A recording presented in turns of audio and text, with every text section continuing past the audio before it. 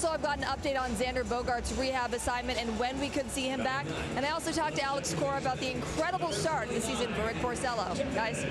All right, Karen, thank you very much. And of course, before the game, there was a moment of silence and a tribute to the first responders after the terrible tragedy here yesterday. A man drove a rental van over a curb into a crowd of people in North Toronto, killing 10 pedestrians. Driver of the van was apprehended and is facing 10 counts of murder. Those were the first responders.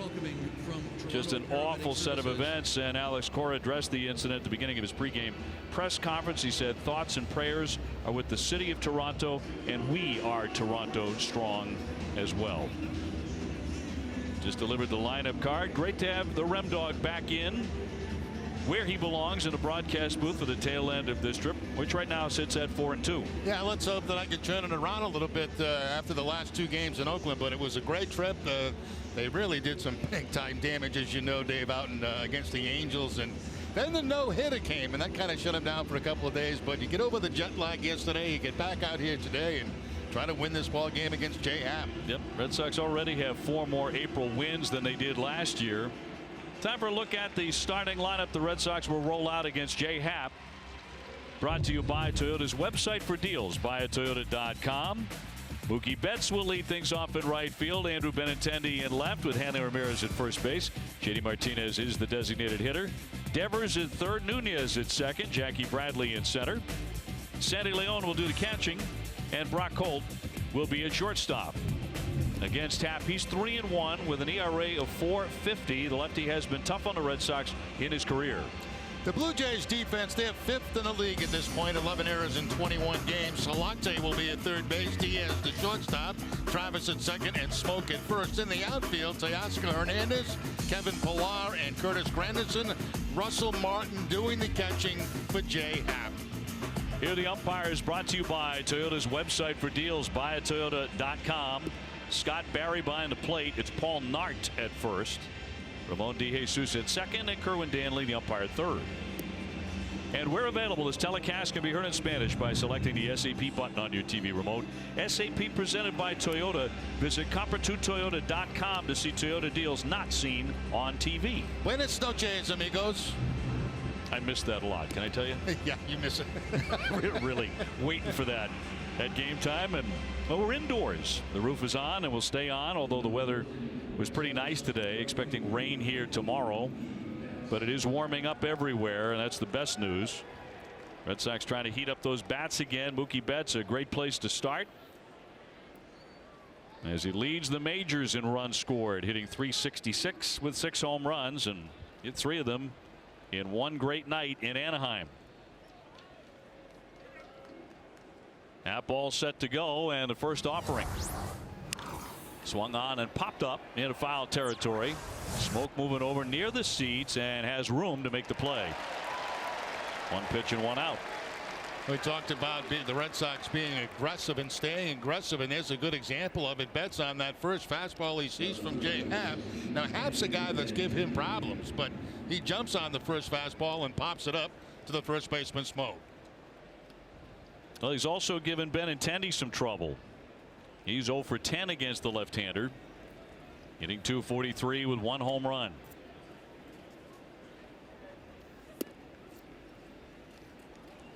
One thing Jay Happ's been doing, he's been piling up the strikeouts. The last 3 outings he's had 9, 9, and 8 last time out against Kansas City.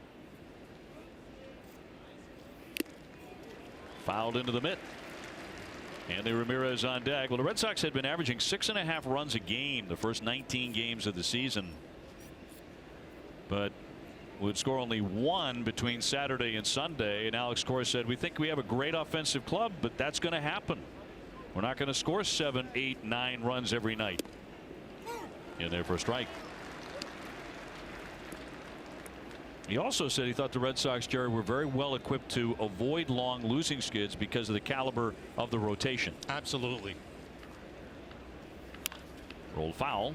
I couldn't agree more with that. You know, when you have a rotation like the Red Sox have, you're not going to go into prolonged losing streaks. Somebody in that rotation is going to break a streak for you. Red Sox right now just looking to get their offense back. You know, not to say where it was in Anaheim. That was just off the charts, but get back to scoring some runs. Swung on and missed. Benintendi retired, so a strikeout for Happ. As you said, he's been piling those up, and 2 down. Yeah, he goes up and in. They want to go up and in on Benintendi. You can see the catcher right there, Russell Martin, give that sign. He wants it letter high, and he wants it inside. That's exactly where Happ got it, and it's underneath the bat of Benintendi. Happ 7-3 lifetime against Boston, an ERA of 3.22. Now 35 years old. He's been a 20-game winner in his career. And here's Hanley Ramirez for the first time tonight. He'll ground that one to Diaz at short. And the Red Sox will go in order to start it off tonight here in Toronto.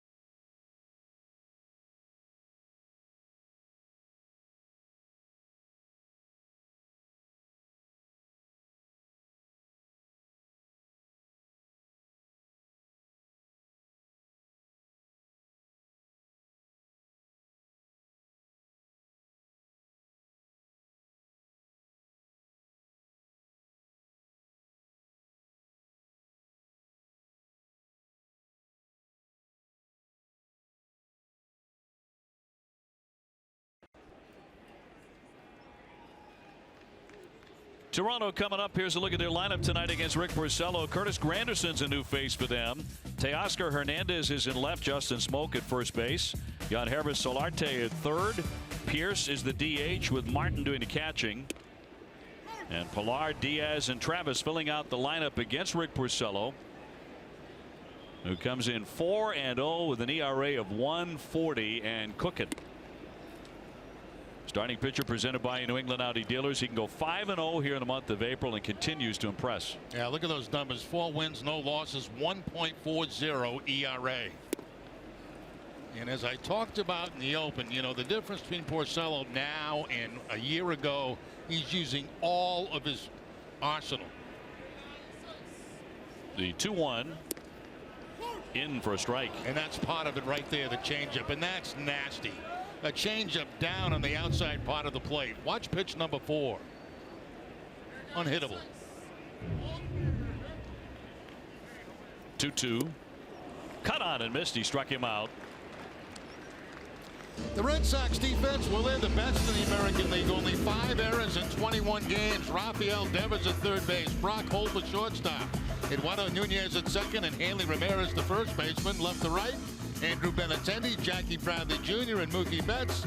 And Sandy Leon gets to start behind the plate, catching Porcello. Well, Teoscar Hernandez, the batter now, the young left fielder, and he's hitting .343. He's become a real story for the Blue Jays, who are off to an excellent start. They've defied recent history of starting out poorly. They're 13-8. Yeah, they've been doing it basically today by hitting home runs and pitching very well. Their batting average is not that great as a team, but they're scoring some runs with the long ball. Hernandez picked up from Houston in the Francisco Liriano trade. He's only played 8 games for this club, but you see what he's done. 3 homers, 8 runs batted in. Here's one that Porcello's glad he got away with. That breaking ball kind of hung upstairs high. That's not where he wants it, but no contact by Hernandez. 1-2. Justin Smoke on deck. It's a very different looking ball club, isn't it, than the one we've seen the last several years. Well, you're so used to seeing Batista here and Encarnacion, and they're no longer around. It's totally different. And Donaldson is on the DL right now with his throwing problems, and so is Tulowitzki. So very different look. Yeah. But early on, they've been better than those clubs were in the month of April. Fouled off himself, and he's got a hot foot. He is in some pain. He has that changeup again from Porcello, and he'll throw it against left-handers, he'll throw it against right-handers, he'll throw it any time in the count. And this time he almost gets Hernandez with it. You can see the changeup right there. He just gets a piece of it and fouls it off. It looks like that left foot or the right foot, one of the two. He got one of them. Talk about the notable absences through free agency and aches and pains for John Gibbons' team. He returns, very steady manager. They're hoping to be a playoff team, a contender. And Porcello with another 2-2 to Hernandez. Rick has only walked 1 man this season. He has not allowed a home run. So his command has been superb. He has struck out 23 batters. And just the 1 walk. There's number 2. So Hernandez is on in front of Justin Smoke. He shook off the changeup. He shook off the fastball. He wanted to go with the slider, but he leaves it up high. As Dave mentioned, only the 2nd walk of the season. There's the breaking ball right there, the slider that's going to be left up high. And that's unusual to see Porcello miss with that pitch by that large amount. Smoke 237. He's scuffling a bit with the bat. After a career year last year, he does have a pair of home runs and excellent power. This I find interesting, Dave. I noticed that Leon was going in multiple signs with the man just at first base. You don't see that very often. Maybe there's something here that they think's going on where we could be getting signs. Let's see if he does it again. Yep, multiple signs with the man at first base. You don't see that. That'll miss inside. What would be a reason or two for doing that? Well, there's always suspicion that somebody's tipping him off, whether it come from center field, maybe the dugout. You just don't know. It's hard to say there's one particular thing, but Red Sox have reason to believe that these guys might know what's coming from somewhere. Right. Slider in for a strike. And that's an interesting pickup right out of the chute for the Red Sox. So that's something they've gone over in their pregame meetings. First day of every series, you'll have lots of team meetings, pitchers meetings to go over things like this. Here comes the 2-1, and it drifted in there for a strike at 83. Change up again by Porcello. He's thrown about 5 of them already in this game. Not a changeup count, but he gets the changeup, and a lot of movement on that one. Pulled up just a little bit by Sandy Leon. Sandy, an excellent framer. Hernandez on at first, and that's in there. Strike 3. The fastball got him. Second K for Rick Porcello. Yeah, 2 same fastball coming back. He throws it inside. As you can see, the left hand is right here, but look at the spin on it. It's coming back toward the inside corner. It gets the hitter, the left-handed hitter, to quit on it, and then that late movement on it brings it back to the corner. Tough pitch for a left-handed hitter. No argument by Smoke. So 2 away. Now the switch hitter Solarte, the third baseman, hitting .250, but with 5 home runs. It's been a nice find for them.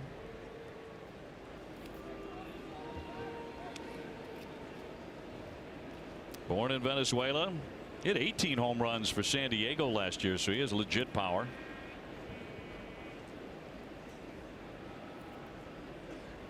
Just getting started here in the bottom of the first inning in Toronto.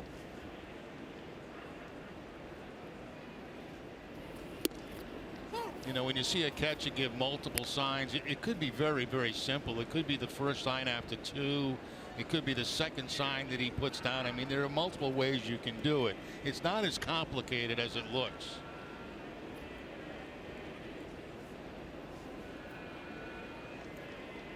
Sandy's got those fingernails painted. Little dribbler foul. My guess it would be second sign after seeing that, because he went to 1, then he went to the slider, and that's what he threw, the slider on the second sign. There's just so many different ways you can mix it up, but it's not complicated. Still, it's an interesting pickup by you, and it leads to all sorts of interesting questions. Let's see if he goes with the curveball here. Let's see if we got it right.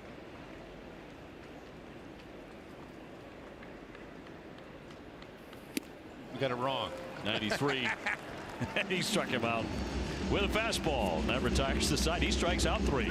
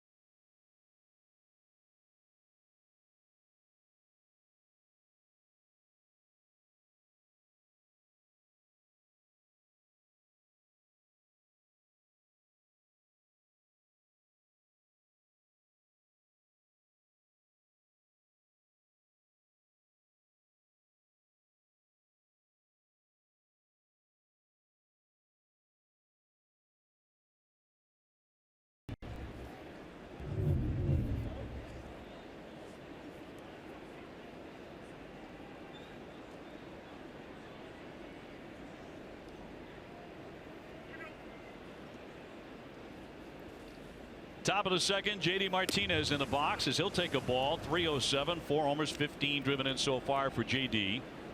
He'll be followed by Devers and then Eduardo Nunez against J. Happ. Rick Porcello, for his second consecutive start, strikes out 3 men in the first inning. Hard hit. Heck of a play. Up and diving and got him at first base. Travis with a spectacular play to steal a base hit from Martinez. Oh, fantastic reactions by Travis at second base. You know, he's playing J.D. Martinez to pull. Look where he is. He's right up the middle, and the bat is high. And he gets fortunate a little bit because he gets that one big high hop. Had that bounce twice, he would not have got Martinez at first base. But he makes a fabulous play right there to get him. It was Pedroia-like. Very quick back to his feet, and the throw to first base is a short one. Here's Devers, 284, 3 home runs for Rafael. He's one of the 19 Red Sox who attended the Bruins game against the Maple Leafs. Didn't end the way they had hoped last night, but guys had a suite at the arena, had a great time. Hanley Ramirez tweeted out a photo of himself and his teammates at the game at Air Canada Center. Game 7 tomorrow at 7:30. And the whole city was watching here in Toronto. Well, you're not kidding. It was unbelievable downtown last night. Happ with the 2-1. In there for a strike. Somebody asked Hanley afterwards, well, who's the real hockey expert in the group right now? I said, it's Devers. The first hockey game he'd ever seen. And he had a great time. He loved it. Bounced up there. It skips off Martin. So they had a wonderful time at the game. Yeah, that was kind of a neat thing to do. Everybody get together like that and go support, you know, the Boston Bruins and their quest to get by Toronto. 3-2. Goes the other way, slicing a line shot, but that's going to move foul.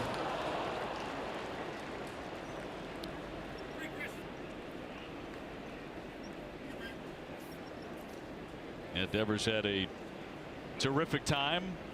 A lot of those guys were seeing hockey for the very first time. Others like Joe Kelly are experts on the game. They really know it and have seen a lot of hockey and played it and stuff growing up. A lot of the guys had, but this is a together group. I mean, when they went to dinner down in Florida, beginning of the season, 56 guys attended. It was everybody. 3-2 and a high chop to short. And Diaz on target. 2 up, 2 down. Back to Hanley's tweet at the hockey game. During a session post Mania group therapy after the no-hitter. It's pretty good.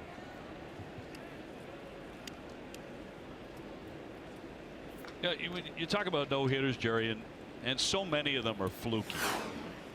Yeah, or have an aspect as fluky, right? I agree with you. Yeah, I got no hit once by 4 different pitches at the end of a season. The last game of the season, Oakland Athletics were tuning up for the playoffs, and they no hit us. Yeah. I think I was with the Angels. Nunez hitting .269. He'll take a strike. I mean, they're just tuning up, and we can't get a hit. Yeah. And this just had an odd feel to it. And, you know, tip your cap to Mania. He was great. And I think he shocked the Red Sox with how he pitched the game with all those changeups to left-handers. And he was dotting them, you know. And so, hey, you say great job. But, boy, with this offense, the way it was killing everything. It was the last thing you expected. Popped down the right field line. Granderson moving into foul territory. He'll make the play. And the Red Sox go quietly for the second inning and a roll.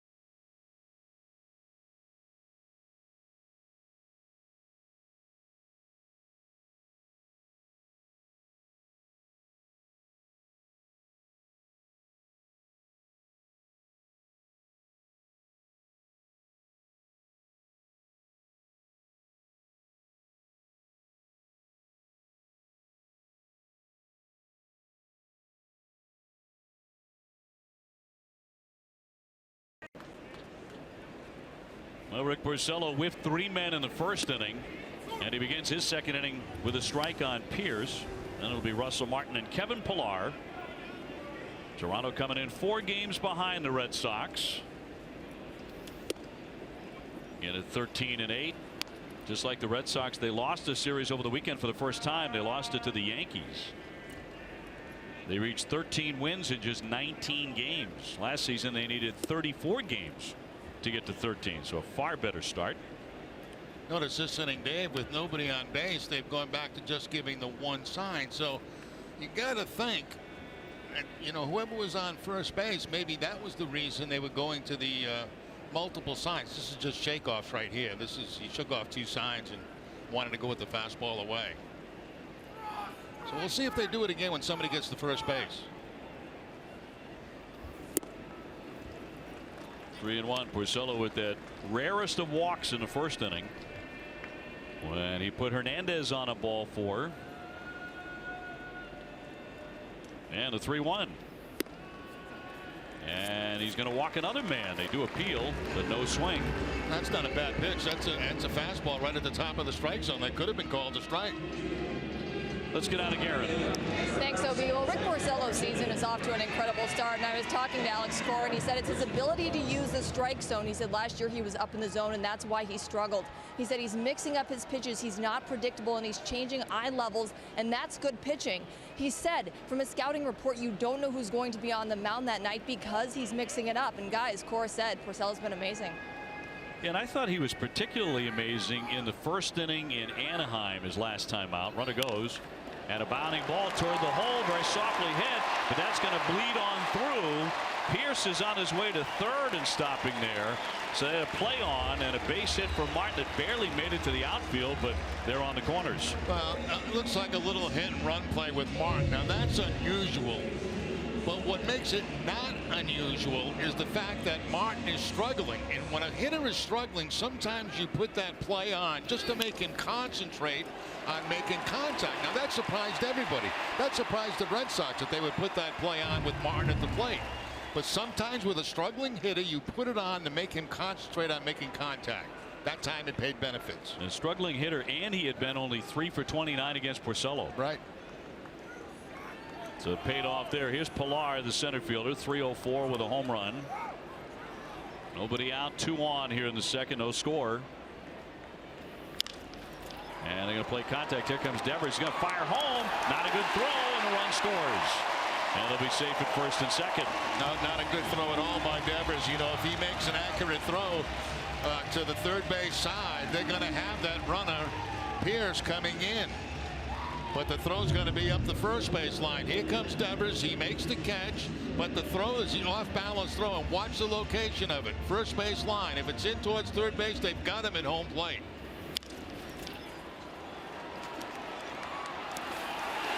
And he had to rush it. Didn't make a good throw at all.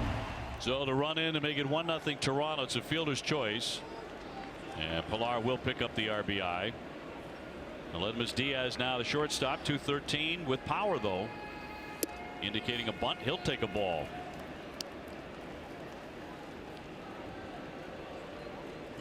Diaz, Cuban born, acquired from the St. Louis Cardinals. I mentioned a low batting average, but 6 of his 13 hits have gone for extra bases, so he's been driving it. Hanley in close at first to the shortstop. Holt to Nunez, one there, and no ability to turn it, so they're going to be safe at first and third, out in the middle. Well, let me tell you why they couldn't get a double play here. If you watch where Nunez is playing, they're expecting the bunt. So he's playing in a little bit and over toward first base. Look where he is. Now he can't get back to the bag and turn this ball over normally. He has to make the catch on the run, so there's no chance to get the double play. But they were expecting bunt in that situation. He's caught totally out of position, cannot turn the deuce. So 1 down, first and third for the 9-hitter Travis. Batting just 140. He's made a tremendous defensive play to steal a hit from JD Martinez tonight.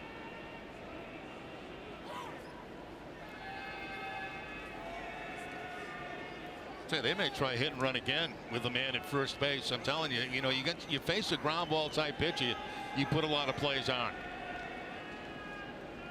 Yeah, and they've hit into a lot of double plays the last couple of years, Toronto, a ton. Tapped. Devers coming home again. Another try at this, and it'll be tagged out at home plate. So that time it worked. Again playing contact, and Martin is out. 2 gone. Well, that time he had a much better angle to make the throw. He didn't have to go that far to his left.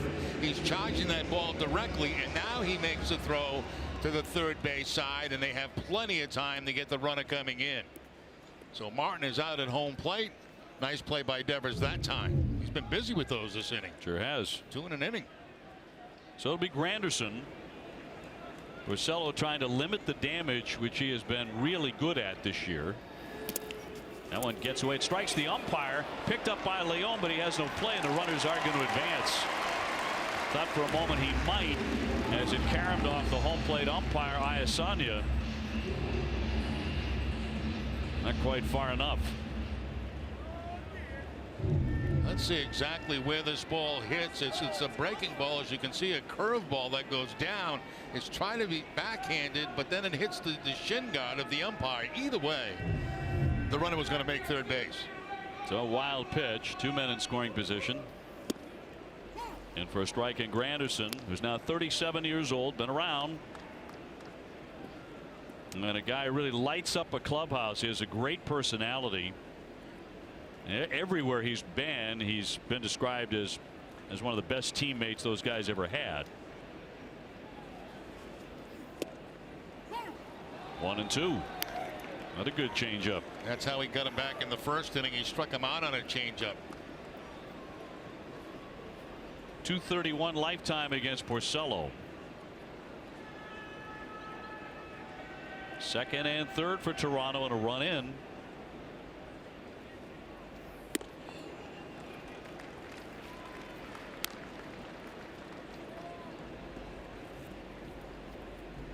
Hernandez on deck. Rick Porcello lifetime 9-9 against the Blue Jays.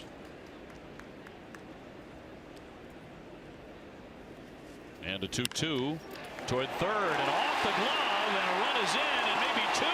Here comes the trail runner to score on a hard ground ball to third that popped up off the glove of Devers. Yeah, with runners at second and third, boy, you look back at that wild pitch, and that really hurt. That's going to be a base hit. And they're playing him to pull. Only Devers is on that side of the infield. You can see that ball hit the lip of the grass, or the turf, I should say, and it jumped up high on Devers. You can see right there, he tries to knock it down. He gets glove on it, but that's not going to be enough to save 2 runs.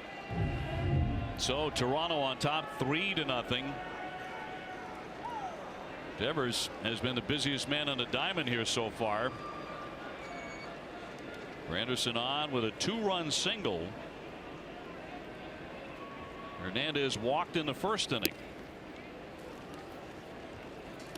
So the Red Sox have quickly fallen behind here in Toronto. We got Granderson at first base again. Let's see if they give multiple signs with him at first base. They did back in the first inning.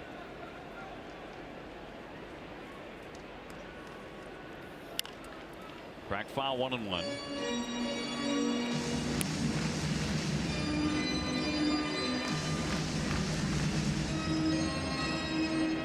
So unusual with Rick Porcello so far here tonight. He's already walked 2 men, and one of them did score. The leadoff man in this inning was Pierce.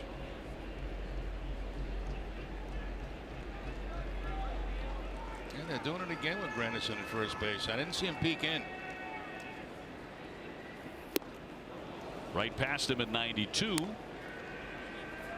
And the runs in this inning snapping a 14-inning scoreless streak for Rick Porcello.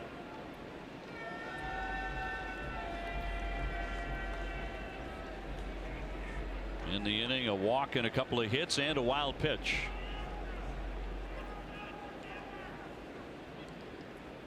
Here's the 1-2. And he got him. He struck him out, but 3 crossed the plate here for the Blue Jays.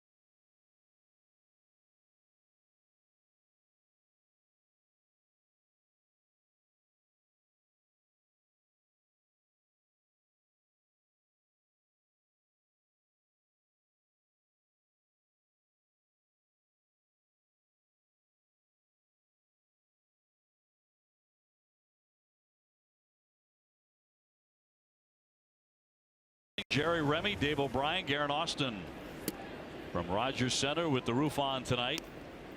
Jackie Bradley lead off the inning against Happ.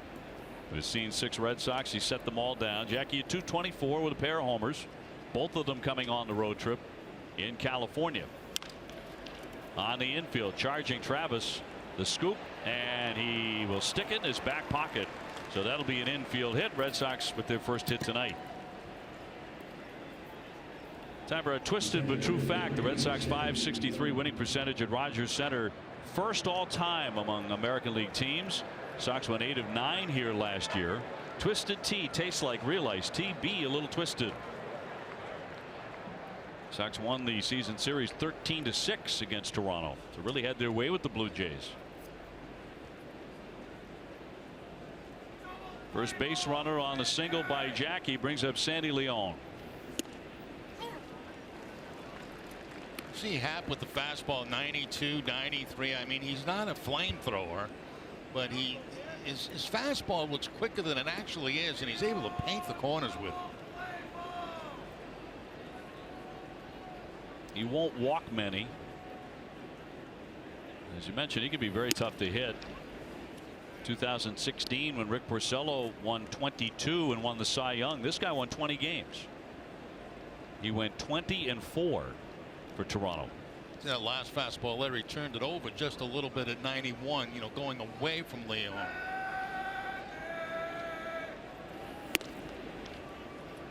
Two and one.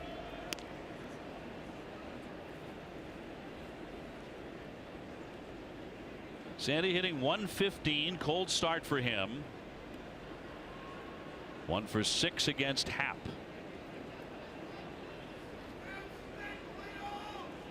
But the leadoff man on. 1-2. Sox here for 3 games against the Blue Jays, and then it's back home to Fenway. Tomorrow night it'll be Eduardo Rodriguez against the right-hander Aaron Sanchez, and then Chris Sale will go in the finale on Thursday against Marco Estrada. That's a clash of styles. Yeah, that is. That's exactly what I was thinking. 1-2. And he got him chased. That was outside, and he struck him out. That changeup that time. He goes, you know, everything fastball away, and then he changes it up right there. Maybe a little split grip, but it's away. It's off the outside part of the plate, but Sandy Leon can't stay off it. Picks up the strikeout, his second of the game. Here's our Dunkin' Donuts poll. Which is the bigger surprise this season, the success of the Blue Jays or the New York Mets? Text 1 for the Blue Jays, 2 for the Mets. Text your answer to 536-536. Message and data rates may apply. 1 message per vote. The Mets over in the National League playing very good baseball. They have a half-game lead over the Phillies. Mets in first place. Brock Holt takes a strike.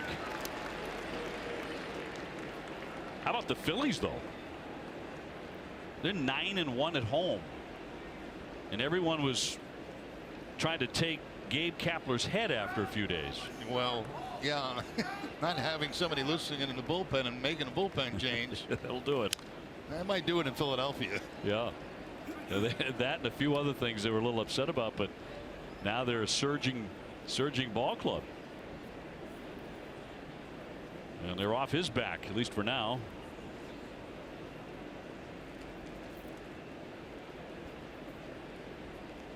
Brock batting with 1 down, and Jackie Bradley getting a lead at first. 3-0 Toronto. Down he goes. He struck him out, and that's back-to-back Ks by Happ.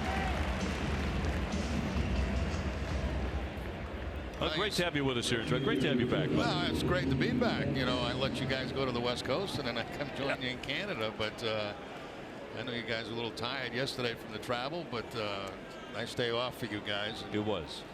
Back at it tonight, and I tell you, this series is not going to be an easy one for the offense of the Red Sox, because they're going to face 3 very difficult pitches in this series.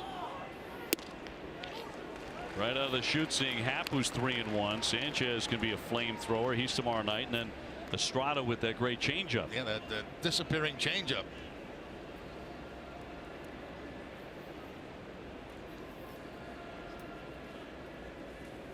Betts 0 for 1. He has popped out foul.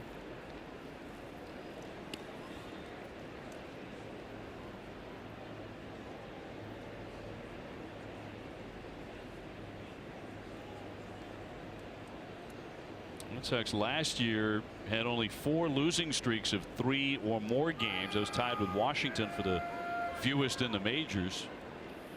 Tonight trying to snap a 2-gamer.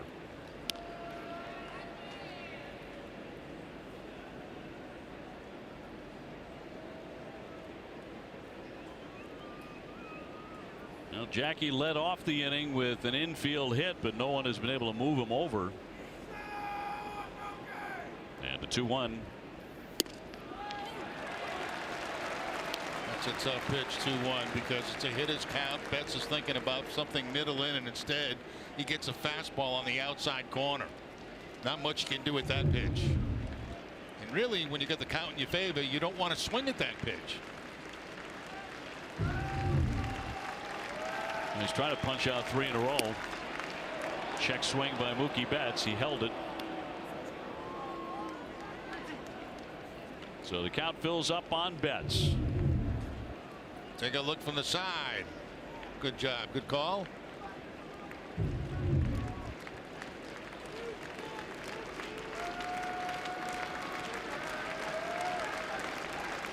Jackie Bradley will be taken off with a pitch with 2 down. There he goes, 3-2, and struck him out. Oh, what a job by Happ to strike out 3 in a row, including Mookie Betts.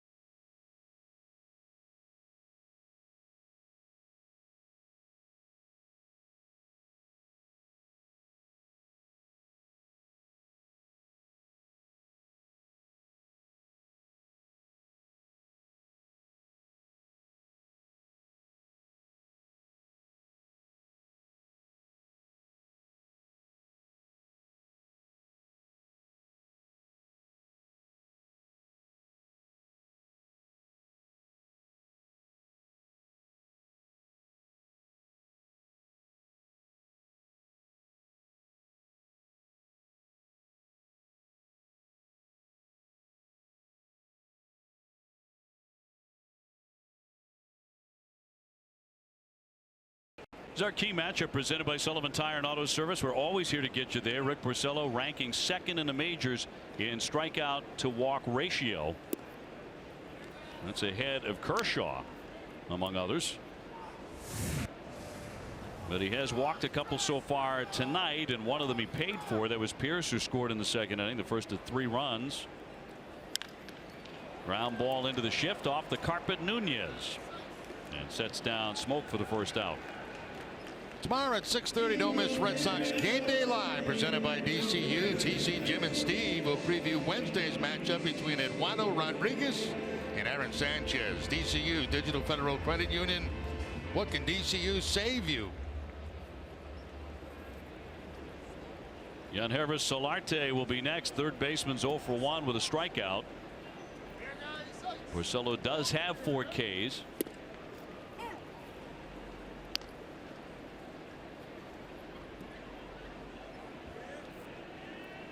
Porcello last time out on the heels of a no-hitter through 7 innings into the 7th inning against the Yankees.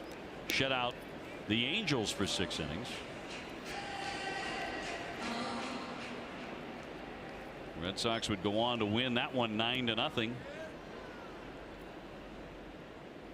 Got a lot of run support in Anaheim.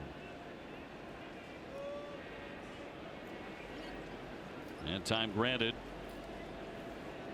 Leon thrown about 5 different signs now. Porcello didn't like any of them. 0-2. He puts him away.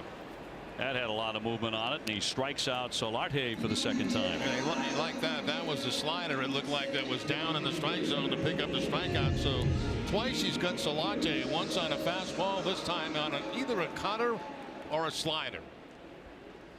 Sometimes tough to tell the difference between the two. Well, new for 2018, the Jim Beam dugout suite is the first and only field level private space at Fenway. It's brand new this year. You can email premium sales at redsox.com or call 617-226-6912 to learn more. So 2 quick outs here in the 3rd. Here's walked and scored in the 2nd inning.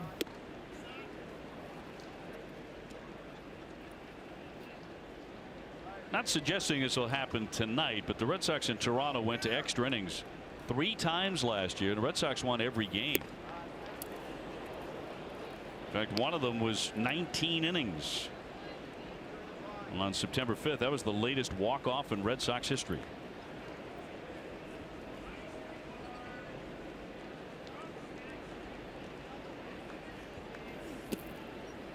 Two and two.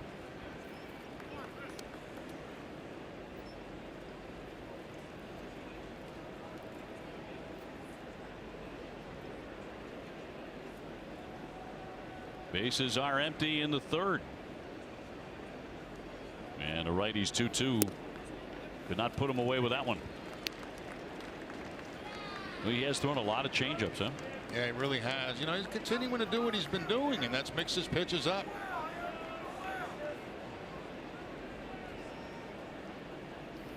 Three-two. He does strike him out swinging. They go 1-2-3.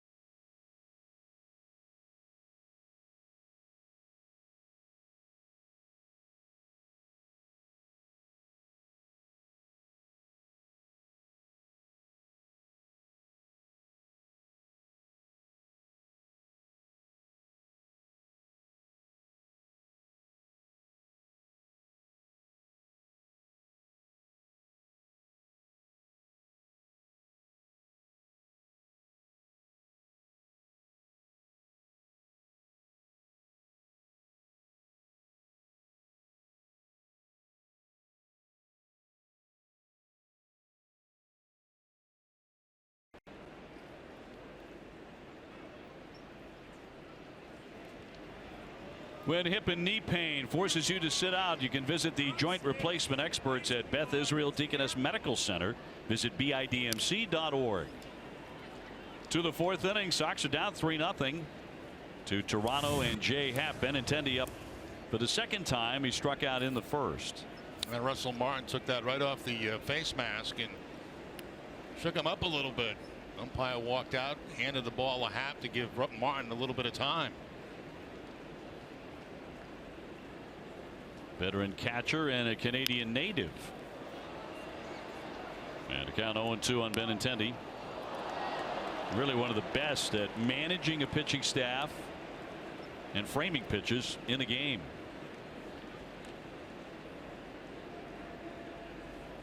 (0-2) from the lefty. Struck him out with a fastball up and in. This time they tried to go away with the breaking ball, see if he chased it. Let's see if they come back inside. His next hit will be his first off a Happ. And that missed. That fastball away that time.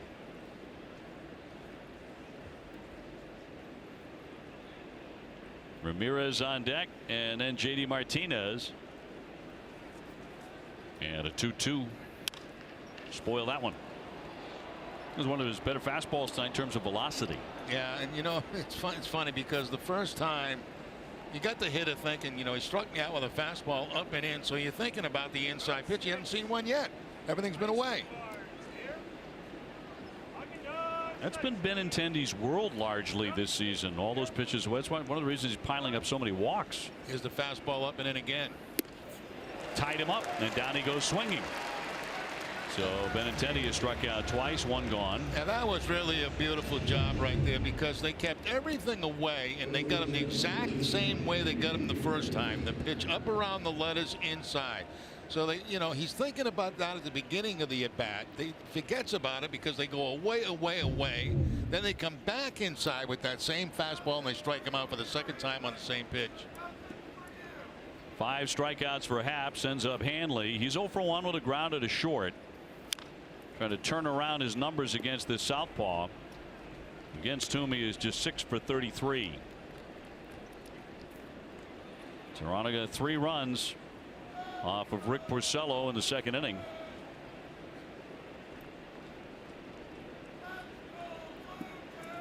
They're expecting a crowd of about 23,000 tonight. 1 ball, 1 strike on Hanley Ramirez. Hanley has reached base in 25 of his last 27 games. That included the postseason. Getting over 350 in that span.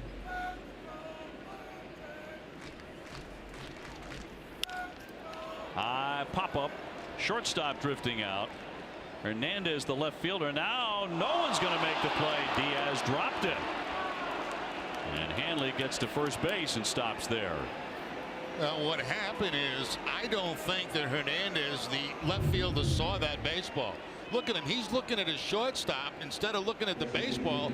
And Diaz is looking for help from the left fielder. I mean, the left fielder has got to take charge of that ball. He really does. Just because he thinks Diaz can get back and make an over-the-top catch, you got to come in as an outfielder and take charge of that baseball. That should go as a base hit, I think, in my opinion. Yep. See how they rule on it. So Ramirez to first and Martinez the batter. JD had a hit taken away on a terrific diving play by Travis, the second baseman. You know, it was a mental mistake out there, but I believe it should be a hit. Now we'll see what the scorer has to say. He may differ. I have not entered it into the scorebook yet. I put a hit, but I'll probably have to change it. And it will be an error as Martinez cuts and misses. So it's an E6. And the Red Sox have a base runner with 1 down. JD Martinez was 8 for 19 with a home run on the road trip before tonight. Did not get a hit in the Oakland series. He went 0 for 7.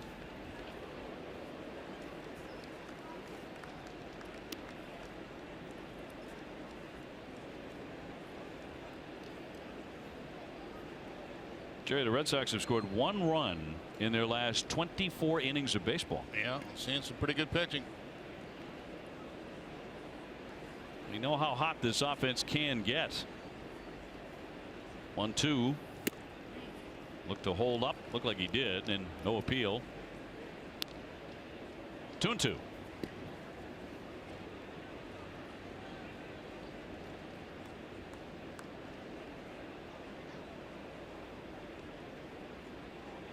Devers on deck. Ramirez at first. And Happel at 2-2. And he strikes out. Down he goes swinging. So 2 down. We go down to Guerin. Well, O.B. Xander Bogaerts started his rehab assignment with Pawtucket tonight, and Alex Cora said that the plan was for him to go 5 innings with 3 at-bats. Now, Cora said that he worked out here yesterday pretty rigorously, ran the bases, took grounders, and turned double plays. Said he feels good offensively, but he's still a little bit nervous about his defense. But, guys, he's already homered and doubled tonight, so I'm sure the team is eager to get him back, and Cora said they'll see how he feels after the game tonight, and the plan is for him still to be activated this weekend. I wonder if we could get him a flight up here tonight. That'll be out number 3 as Happ pitches around the air. 3-0 Toronto.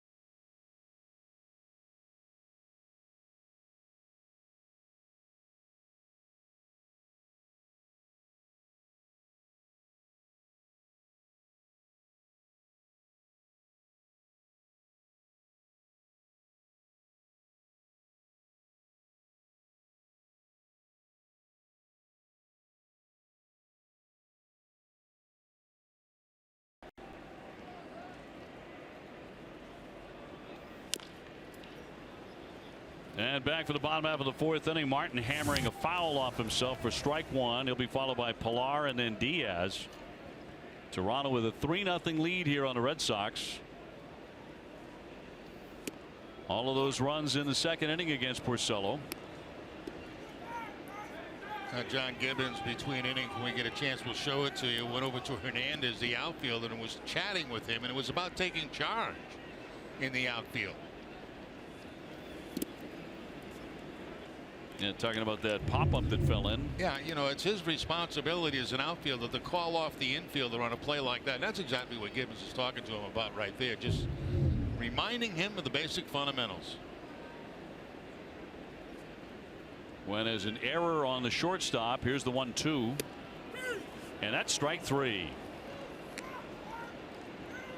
That's 7 Ks for Rick Porcello. Yeah, you know, a lot of strikeouts for Porcello tonight. His slider right here to pick up the strikeout on the inside part of the plate. A lot of times as a hitter, right-handed hitter especially, you're thinking about that pitch being away, not in. Now Pilar is 0 for 1, although he drove in a run with a fielder's choice in that 2nd. 3-0 Blue Jays. Pilar, a superb defender, one of the game's best, but throughout most of his career pretty inconsistent at the plate, but this year a nice start, hitting an even 300. And a 9-game hitting streak snapped over the weekend. Roped but foul.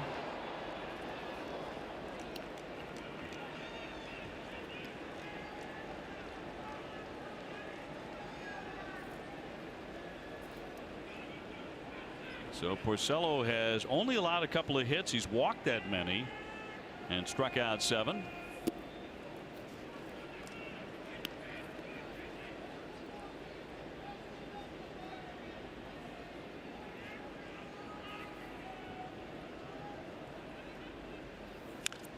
2-2, little dribbler foul. And you look around the American League East and all the outstanding center fielders. Of course, Jackie Bradley with the Red Sox, but Adam Jones with the Orioles. This guy with Toronto, Kiermaier with Tampa Bay. It's a division loaded with excellent glove guys in center field. That'll skip up there. 2-2. And yet none of them won the Gold Glove last year at that position. I went to Byron Buxton of Minnesota. Hey, he's pretty special out there in center field. 2-2. Another one smacked hard but foul.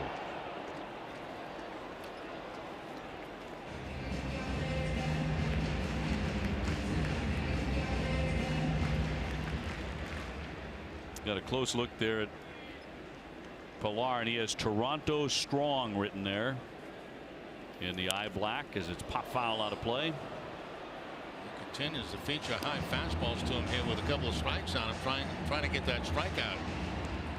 See if he goes back to a breaking ball here. A couple of foul balls on high fastballs. If he gets him, this will be his 8th, and he does. Cut on and miss, strike 3. 2 down. Yeah, after fouling off 2 high fastballs, he goes back to the slider, and the slider's going to be down, and it's going to be on the outside part of the plate to Pilar. So he had just changed his eye level, thinking about something upstairs. Instead, he gets something downstairs, and no contact. Here's Diaz. He is 0 for 1, hitting into a fielder's choice, and that one disappeared on him. Yeah, big slow curveball that time from Porcello, taking something off the curveball. He said good stuff. He was a little bit unlucky in that second inning. Not a curveball. Waved at and missed. So what we were talking about in the beginning of the broadcast, Dave, how he's just mixing up his pitches so beautifully all season long. Back-to-back curveballs. Fastball to follow. Not a waste pitch. You should never call an 0-2 pitch a waste pitch. There's a purpose to it. Working as quick as ever. Here's the 1-2. That evens up the count here on Diaz.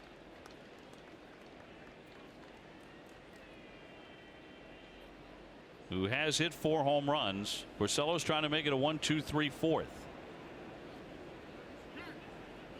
And time is granted. Wanted to go fastball in that side. That time. Excuse me. Fastball away. In there, caught him looking, strike 3, and he strikes out the side in the 4th.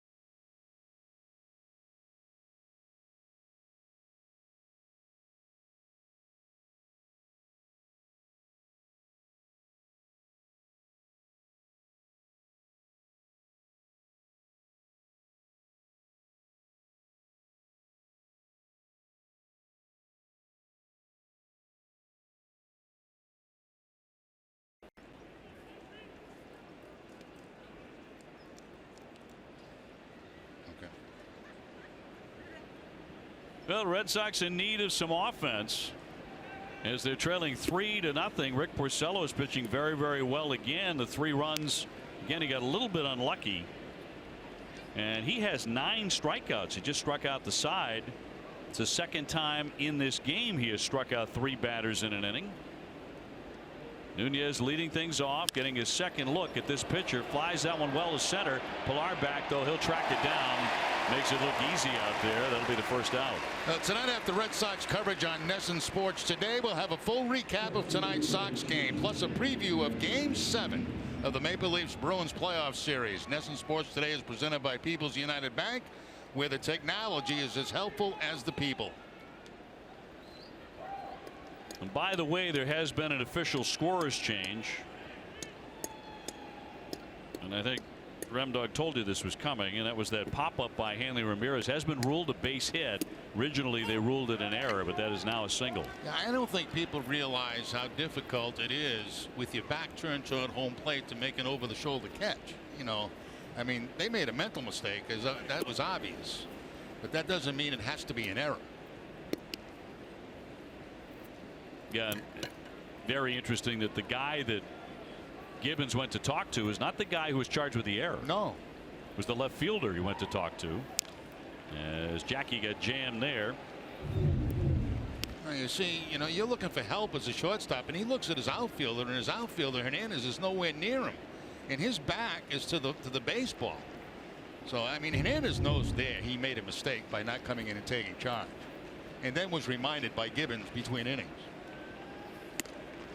Up top on JBJ, who had an infield hit in the 3rd inning. So the Red Sox have that hit and the pop-up that was originally an error overturned to a base hit. That's all they have so far off of Happ. Fly to left center field. Another long run. Pilar still on the move. On the move. He's got it. 2 down. Time for a game break. Brought to you by Jordan's, the furniture store of the Boston Red Sox. And here's Tom Caron.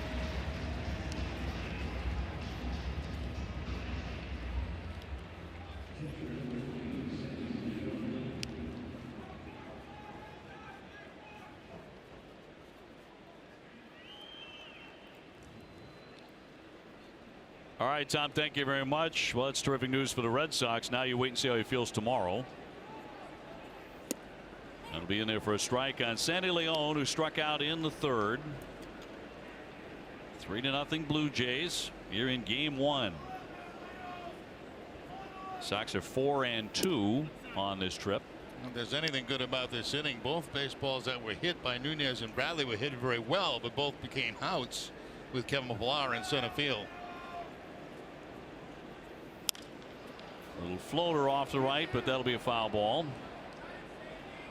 Stay tuned after the 3rd out of this half inning for the mid-5th studio show.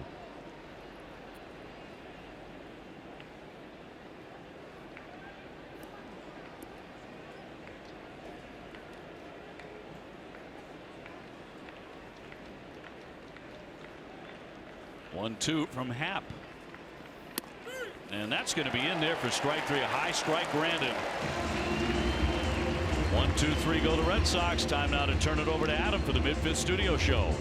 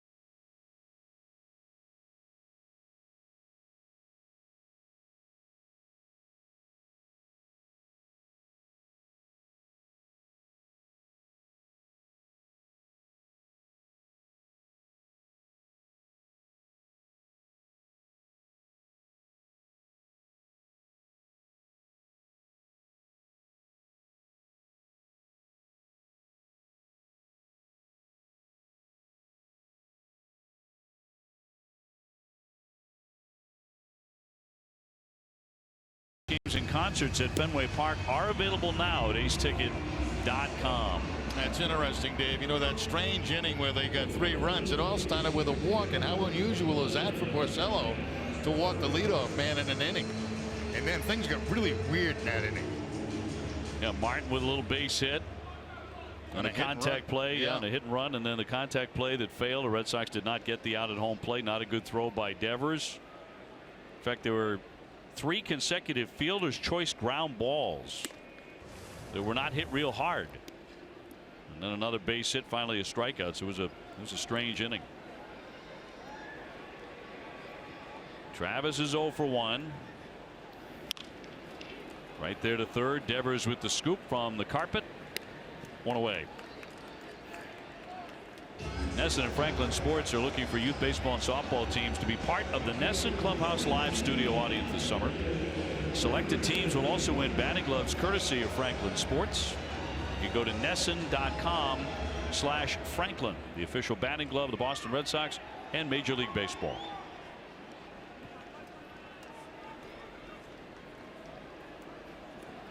The 1 out here in the bottom of the 5th inning. Granderson has a hit. He's also struck out.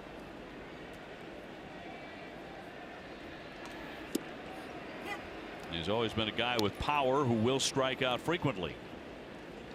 Has 18 strikeouts so far on the season, including the one tonight.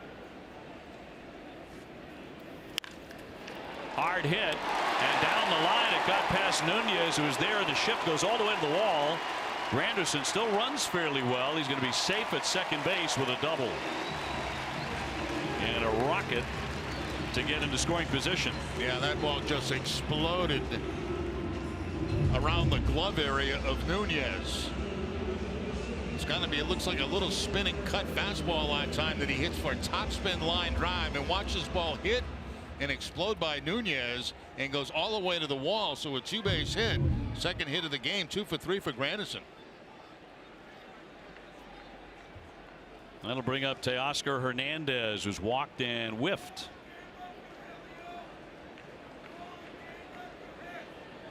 Now, if you watch Granderson at second base when he was pointing, and he wasn't showing anybody up, what he was doing, he was checking where all the outfielders were playing. That's what you're supposed to do at second base. He was just pointing them out with, I know where they are. Toward the alley, Betts with a dive, and Mookie Betts caught the ball.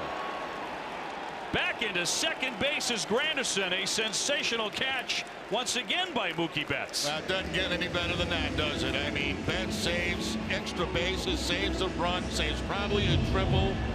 I mean, look at this play going back, times it perfectly into the leap and into the webbing of the glove, turns the glove over, holds on to the baseball, and Hernandez can't believe, well, you hit it to the wrong guy, because that guy out there makes plays. Some play. There's gold all over it. 2 down. That'll send up Smoke, who has struck out and grounded out. Granderson was ready to practically crawl home from second base, but Mookie Betts, with that full extension dive, robs him.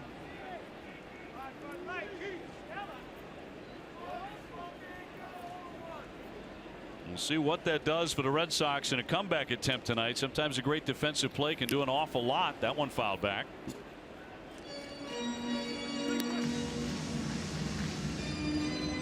So Granderson could not score. Smoke had a career year last year with 38 homers. He drove in 90 runs. He had never before hit more than 20 home runs.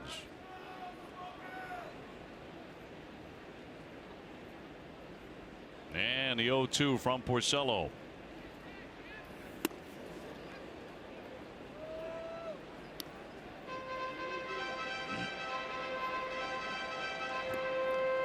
Granderson can really get a big lead at second base because they're in the shift on the right side, and Devers is playing third base straight up. So I mean, Granderson can get off as far as Brock Holt is. Got a piece of it. Any kind of base hit, he should have absolutely no problem scoring.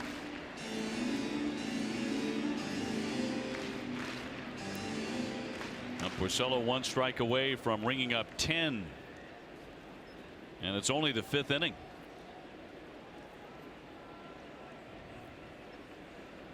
Looking to get Smoke on strikes for the 2nd time. The 1-2 evens up the count.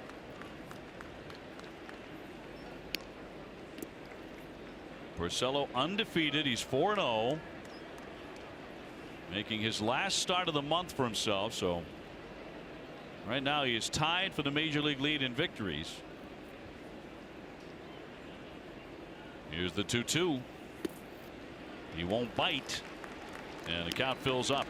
Back-to-back changeups, pitch 5 and 6, both down out of the strike zone. But you're exactly right.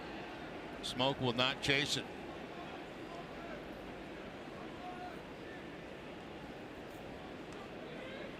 One oddity with all of the strikeouts tonight, Porcello has walked 2 men. And the payoff pitch, and he has walked a 3rd. Tomorrow at 6, don't miss Red Sox first pitch, presented by Joseph Abood. Available at Men's Warehouse. TC, Jim, and Steve will break down Rick Porcello's stock. The cleanup man Solarte is next. He struck out twice, so Porcello has had him tied up in knots. Granderson and Smoke on the bases. 3-0 Toronto. So Porcello has to hold here. Hard hit. Brock Holt will make that play for out number 3. What a defensive gem in this inning.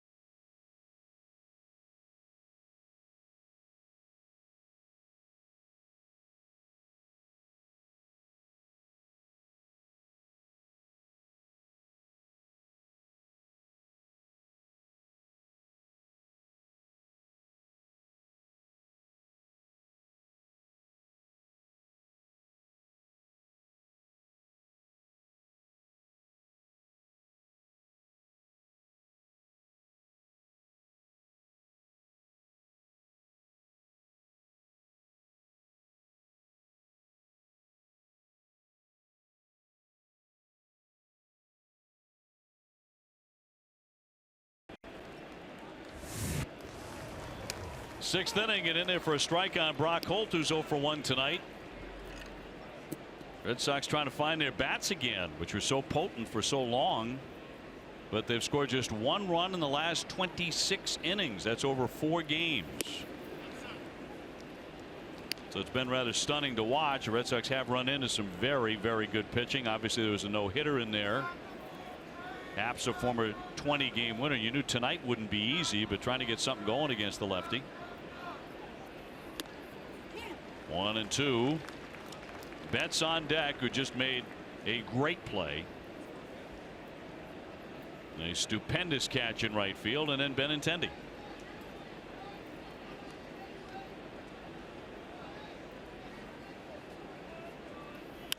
One-two, poke the other way. That's going to be a fair ball down the line. Hernandez giving chase, and it's going to be knocked around by him a little bit as he scoops it up into second base. Brock Holt, he's got himself a double and a 7-game hitting streak. Yeah, they tried to sneak the fastball by him on the outside part of the plate. Mookie Betts, great play out in right field. One of the finest of the year right there. One advantage he had, and the only advantage he had, that was off the bat of a right-hander, so that ball was slicing back to him a little bit. But still, 5 stars. Our high strength steel play brought to you by New England Chevy dealers and the Chevy Silverado. So he bats now with a man at second base. Red Sox with their first extra base hit tonight. Mookie has popped up and struck out 0 for 2.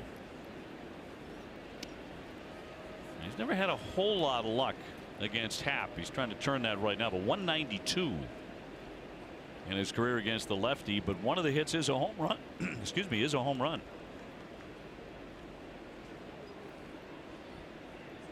Holt off second with nobody out.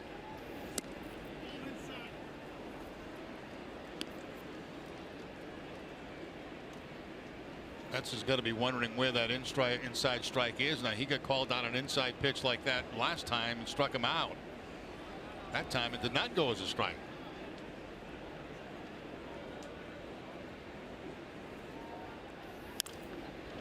Fouled off, 2-1.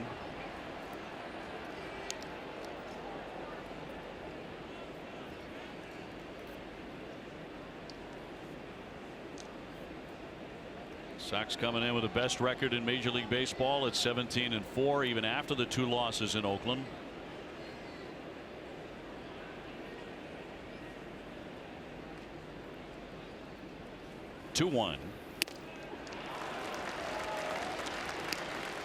One thing you want to be extremely careful of if you're a base runner in this situation, you got nobody out, you're down by 3, you're moving into the middle part of the ball game here. What you don't want to have happen is get doubled up at second base on a line drive to an infielder. Got to be very alert about that.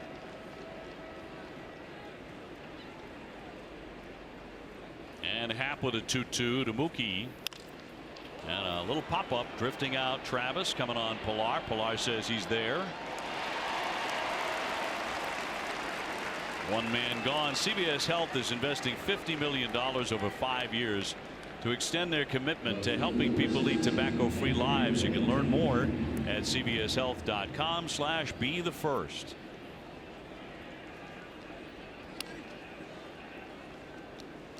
So now Benintendi trying to get his first career hit against Jay Happ. He has struck him out twice.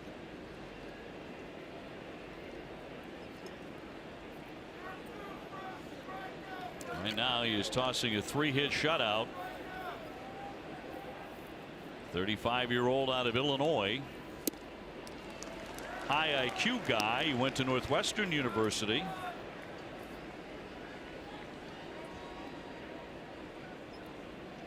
Before that, Happ was the all-time leading scorer for his high school's basketball program.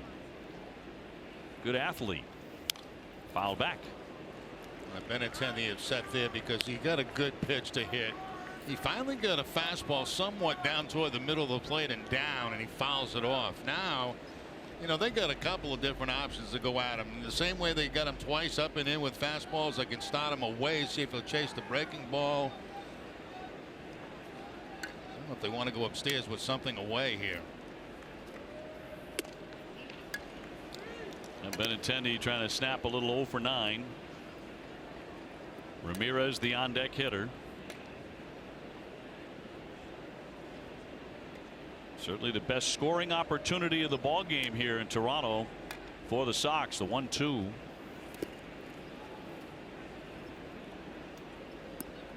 It's exactly what they did to him last time. When they got ahead in the count and they started to work him away, and then finally went back up and in. And that's going to be on Andrew's mind.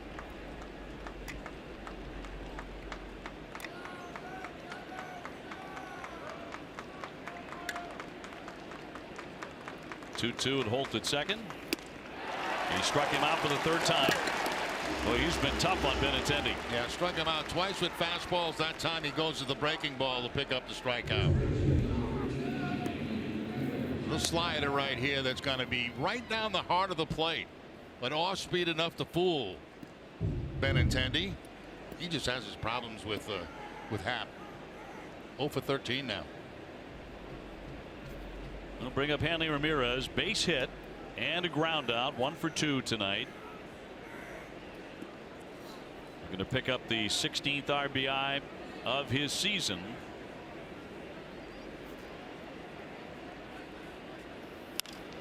Line drive into center field, closing on it. Pilar, but it's going to drop in for a base hit. Here comes Holt. He's going to score. That's an RBI single for Hanley Ramirez to put the Red Sox on the board. Now 3-1. Well, Hanley not waiting around, jumping on that first fastball he sees and drops it in front of Pilar out there in center field. Didn't get the good barrel of the bat on it, but that's a good thing. If he did, it probably would have been a line drive right at Pilar. Instead, it drops out in front. And with the 2 outs, no problem scoring from second base is Brock Holt. That ball almost bounced right over the head of Kevin Pilar on this very bouncy turf in Toronto. So Brock Holt, who had belted the double, comes scampering home, and the Red Sox are on the scoreboard. And here's J.D. Martinez. J.D. robbed of a hit on a great defensive play by the second baseman Travis. He's also struck out, so 0 for 2. This could be one of those game-changing at-bats right here. You know, the long ball, and you get a tie score.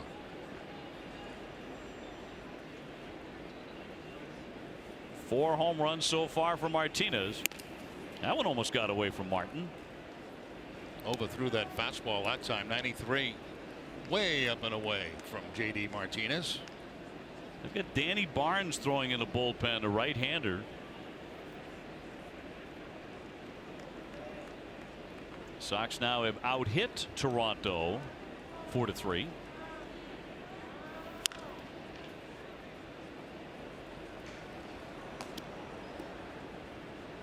It's the first time in a ball game the Red Sox have more than one hit in an inning. A double by Brock Holt. He has scored. Hanley with the RBI single.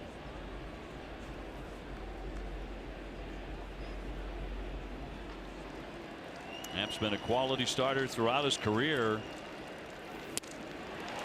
Record of 95 and 77. His stops with the Phillies, the Astros, Seattle, Pittsburgh, and Toronto. He's been a good one.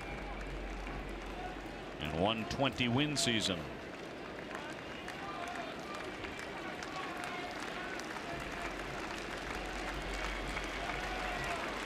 He struck out 8 tonight. But it goes. And swung on and missed strike 3. Make it 9. The Red Sox settle for the 1 run.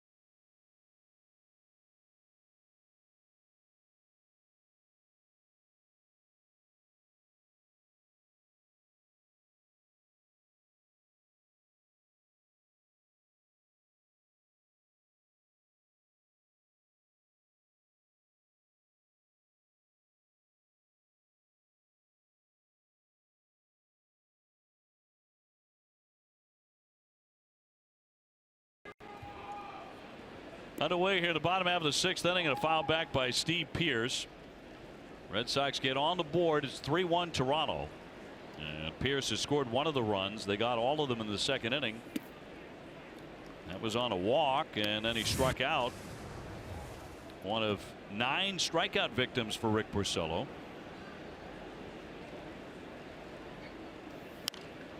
Popped up, that'll twist foul, back out of play, and his opponent Jay Happ also has 9.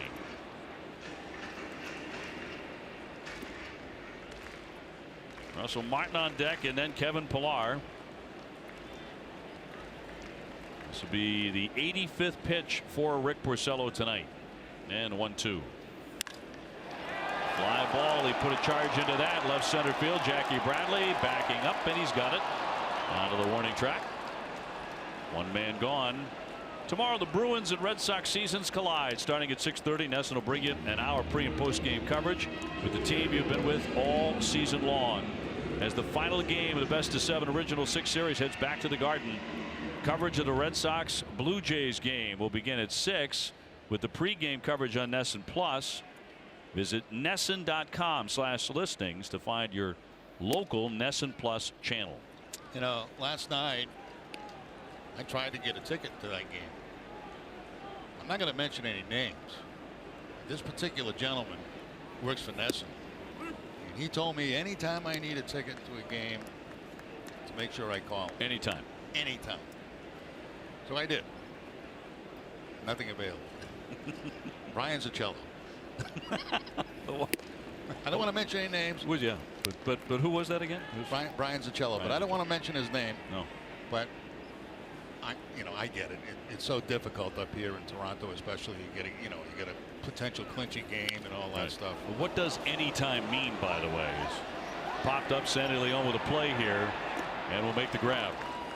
Oh, Jerry, better luck next time. Yeah. Toronto on top here, 3-1. Well, you had friends in high places, so you thought, with the guy we like to call Z. Well, It didn't come through in the end. Z said to me many times in the past, anytime you need anything, from the Bruins, just let me know. So what do I do? I pick a playoff game in Toronto. I knew I had no chance. No problem. Yeah, right. I knew I had no chance. Yeah. Glad I didn't try calling him. Only kidding, Z. I watched it on TV. And then I had to watch Don Cherry at the between periods. Oh, my God. Yeah, what was that like? Oh, it was brutal. Brutal. Garcia Nunez. So you're saying that act is not fresh? 1, 2, 3. There you go. As Porcello continues to be sharp, but it's 3-1 Blue Jays.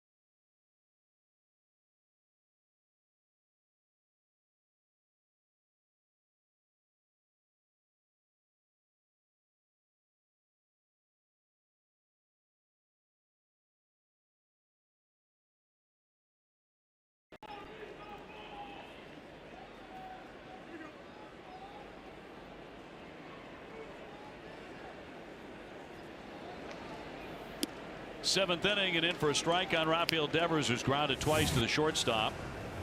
Nunez and Bradley will be up after him. They still have activity in the bullpen for Toronto. They have a right-hander throwing. So this may be it for Happ, although his pitch count's in pretty good shape. He's at 84. And as mentioned, he has 9 strikeouts in the game. And he came in on a strikeout roll. He was averaging 12.7 Ks per 9. I think his last 3 games at 9, 8, and 8 coming in tonight's game.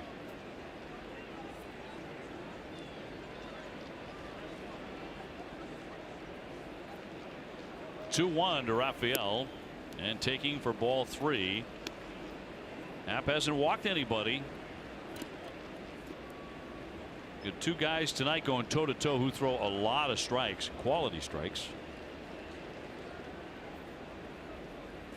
The 3-1 popped it up. That was off the end of the bat into left field. Hernandez with the catch. So 1 man gone. Let's get out to Garen.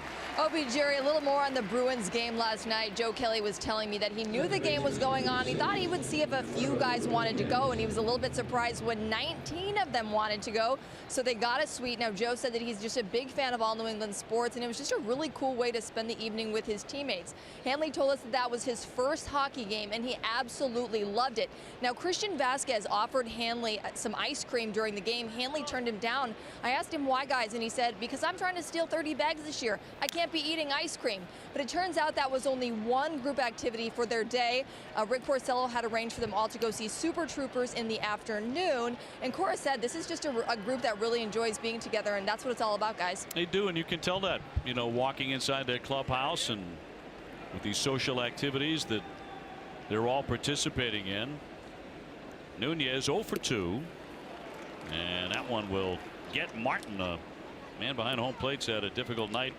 A couple of foul tips. Looks like it got him right off the kneecap. Let's take another look as this ball will bounce. Oh no, the ankle, right off the ankle. Nothing protecting him there.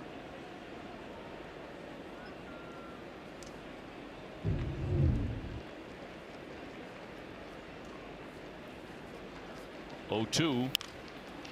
The shortstop Diaz will hoover that up. 2 up, 2 down. Get excited, America. Dunkin' Go-Tos are here. 2 breakfast sandwiches for $2, $3, or $5. America runs on Dunkin'. Participation may vary. Limited time offer. Restrictions apply.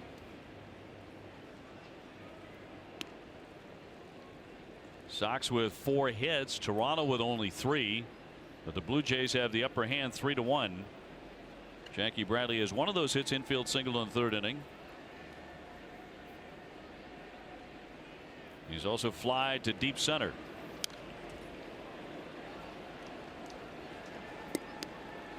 A lot of fastballs tonight from Happ. A lot of fastballs in this game. Mixing in the breaking ball, of course. A few off-speed pitches, but a lot of fastballs. 0-1. Bounced up there. That one again got Martin, I think. And he's laughing about it now. I mean, what else can you do? We talked about fastballs. He's thrown 69 fastballs in this game, 36 for strikes. Jackie 2 for 16 against this lefty. Red Sox up and down the lineup. There are very few guys with good numbers against Happ. Although we can say that about a lot of opponents. And his 2-1.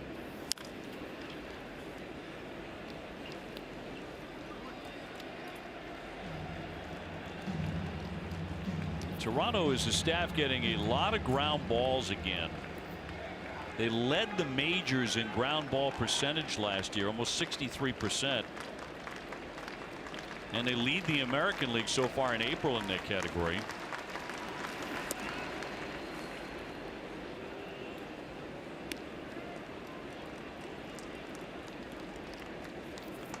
It's also translated into a lot of double play balls. Bases empty here with 2 down, and a 3-2 to Jackie. No walks for Happ yet.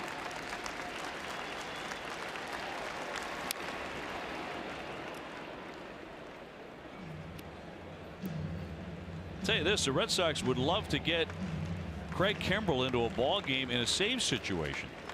That has not happened on this trip. They could have left him in Boston. Yeah. The way it's playing out so far. The only time he's worked was in a situation where the Red Sox had a big lead and they needed to get him work.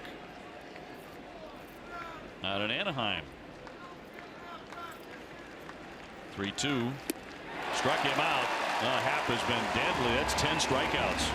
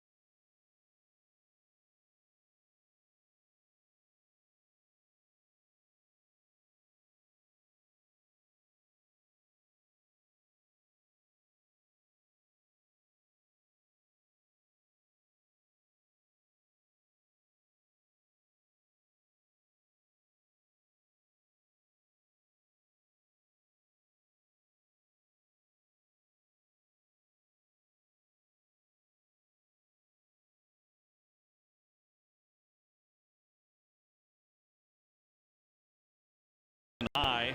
He has walked 3. That's also a season high. One of those coming in to score in the second inning. That's when they got 3 runs and nothing since then. Now it's kind of a weird inning, that second inning against the Red Sox. Devers was very busy in that inning. Some good, some not so good. Diaz leading off here, taking a pitch downstairs. He's gone 0 for 2. First ground ball, he's got to go to his left, and he couldn't get himself back in a good position to throw to home plate. And the throw's going to be up the first base line, so they can't get it out at home. Now the next time he's able to get one that's a little bit more straight on, and he's able to get the runner at home plate. We'll take a look at that when we get an opportunity. Red Sox have Joe Kelly going in the bullpen. This is the second one to Devers. Now you can see here he's coming straight in just about. So now he makes the accurate throw. They got plenty of time to get Martin at home plate. Then Granderson hits a rocket down to third. Here's one driven deep down the line, but he hooked it. That's a foul ball. Diaz with a wicked shot, but foul. Sounded good off the bat.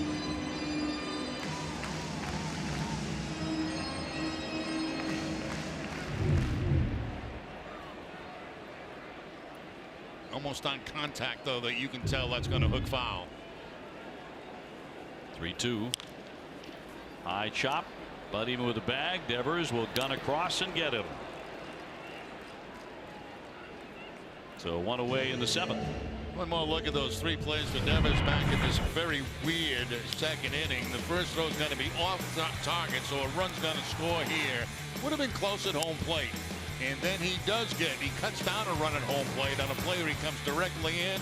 Then Granderson with a rocket down that third base line. The ball just explodes right there on him. He knocks it down, but 2 runs come in. So Devers was very, very active, to say the least, in the second inning. Devin Travis is 0 for 2, but he has reached and scored. Charging Brock Holt, scoops and gets him. Very smoothly done. 2 up and 2 down. Enjoy the Fenway experience with your group in 2018. Red Sox group outings, perfect for entertaining clients, boosting employee morale, and so much more. Visit redsox.com/groups for more information. Granderson's been a pain for Porcello tonight. He has a single and a double as you see Kelly work. And the Red Sox pen beyond the right field fence. Curtis now 37 years old, and he'll look at ball 1. Granderson does have 19 career home runs against the Red Sox, but has not played against Boston since 2015. Former Yankee.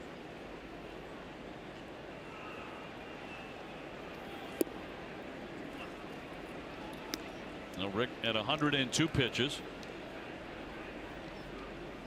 Ryan Tepera now up and warming for Toronto. Their bullpen's been very tough. That's hard hit to the shift and caught by Nunez to make it a 1-2-3.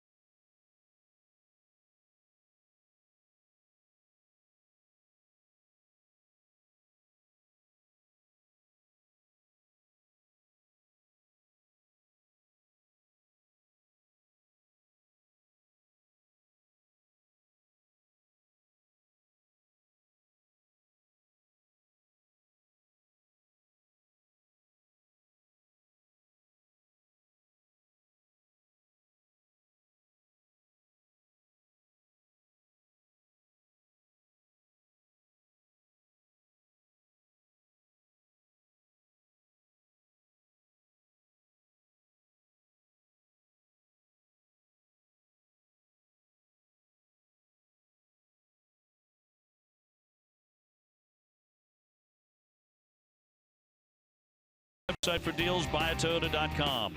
The all-new Subaru Ascent featuring all-wheel drive and 3 rows of seats. Love is now bigger than ever this spring. And by the great folks at Sullivan Tire and Complete Auto Service. Jerry Remy, Dave O'Brien, Garrett Austin from Toronto. Well, the Blue Jays have the lead as we start to get into the late stages. A 3-1 Blue Jay advantage. Top of the 8th, and a new pitcher. The Red Sox are not sad to see Happ leave the stage because he went 7, struck out 10. This is Ryan Tepera. He's been very good at 2.61 ERA. Their whole bullpen really has been. And it'll be Moreland to lead things off, hitting for Sandy Leon. So Alex Cora trying to get something started. Mitch has been a hot hitter. 349 with 2 homers. And a grand slam in Oakland, the 5th one the Red Sox have hit already this season.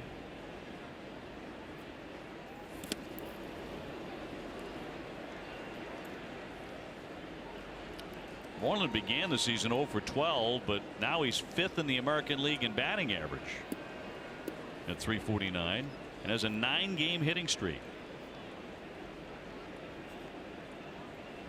Holt on deck.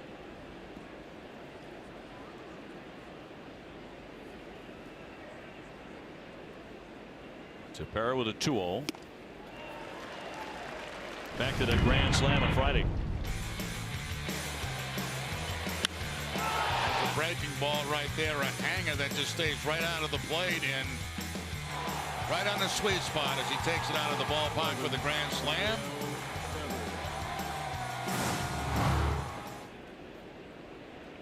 He's been pretty locked in. 3-1. Was zip on the fastball here. 95-96 the last couple of fastballs from Tepera. Also throw a cut fastball. Throws a lot of those. Very few changeups.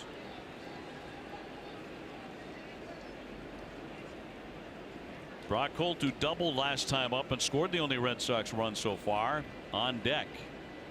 And a 3-1. And fills it up.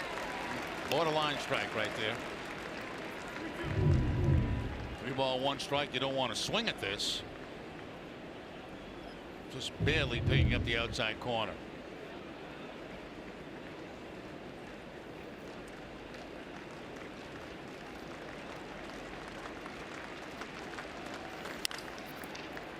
To the right side. That'll be a quick out. Diaz up and over, and so that is out number 1.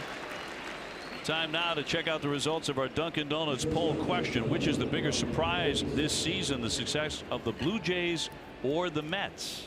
And the Mets are way out in front, 64%. Even though Toronto has gotten off to an excellent start, which they rarely have done in recent years, at 13-8 at the moment.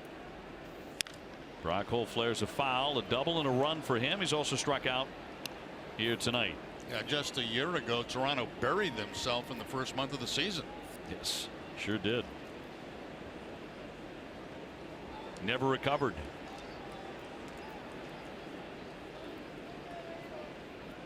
Mookie Betts on deck, the 0-1.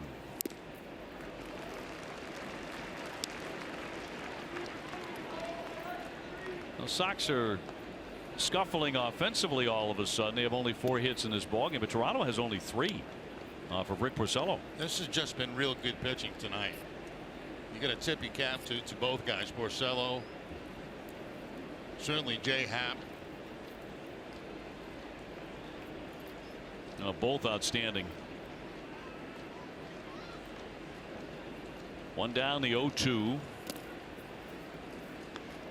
I mean, it's impressive to see Rick Porcello mix everything he has so effectively this year.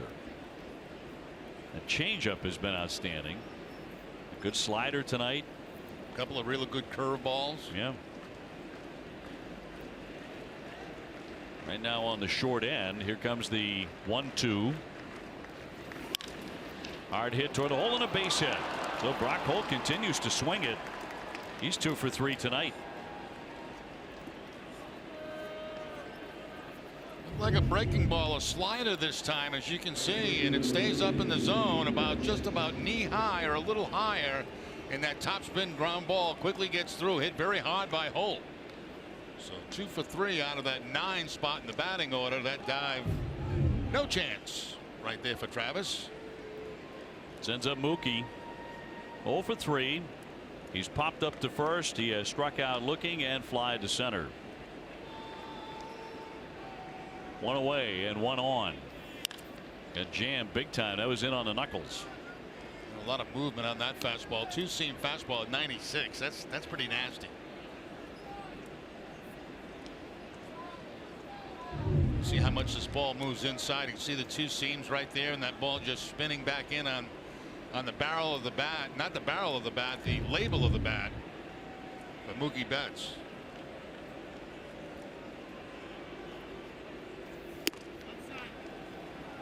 One ball, 1 strike. Rick Porcello chatting with pitching coach Dana Levangie about his outing. Another very strong one. 102 pitches. He is finished for the night. Now he needs some help. He needs some runs. Joe Kelly continues to warm up in the bullpen.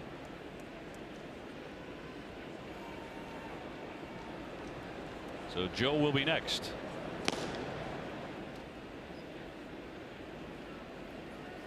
Mookie with 6 home runs. Leading the majors in runs scored. Leads the American League in batting average. Tied for first in doubles. Second in slugging percentage. He's number 2 in on base percentage.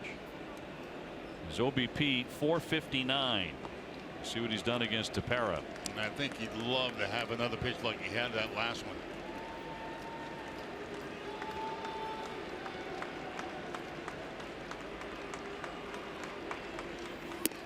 Did he go? Yes, he did. Home plate umpire Ayasaga will ring him up.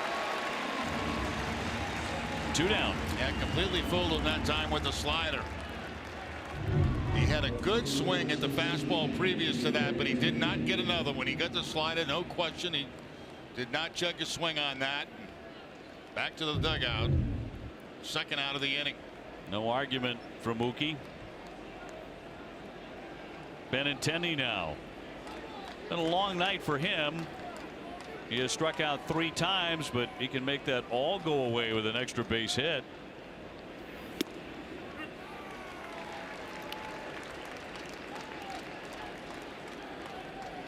He was delighted to see Happ leave the ball game. He's 2 for 2 against this guy with a double. 3-1 Toronto, 8th inning. Tried to hold the appeal, and that's a swing and a miss, said Kerwin Danley. 0-2.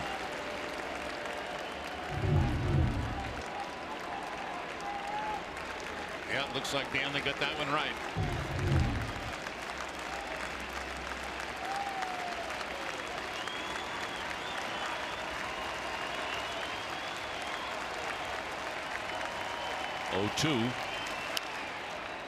That'll go foul and out of play.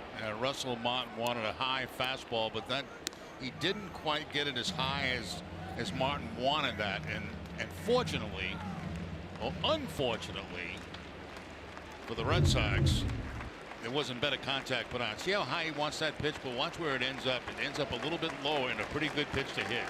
Benintendi had a good swing at it.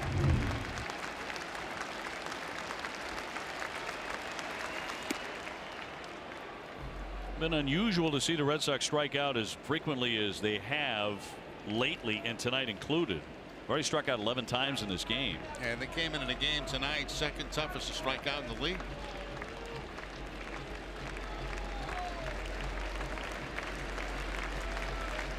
Cole leading off first base, 2 down to 1-2. He buried that. Good stop by Martin.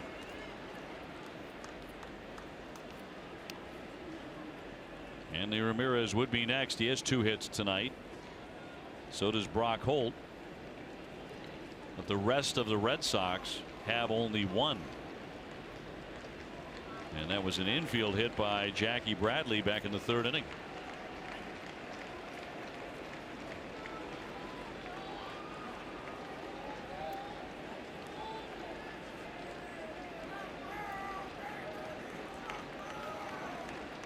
So 2-2 on Benintendi.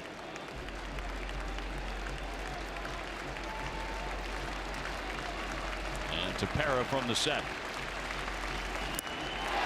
He struck him out for the 4th time in the ball game.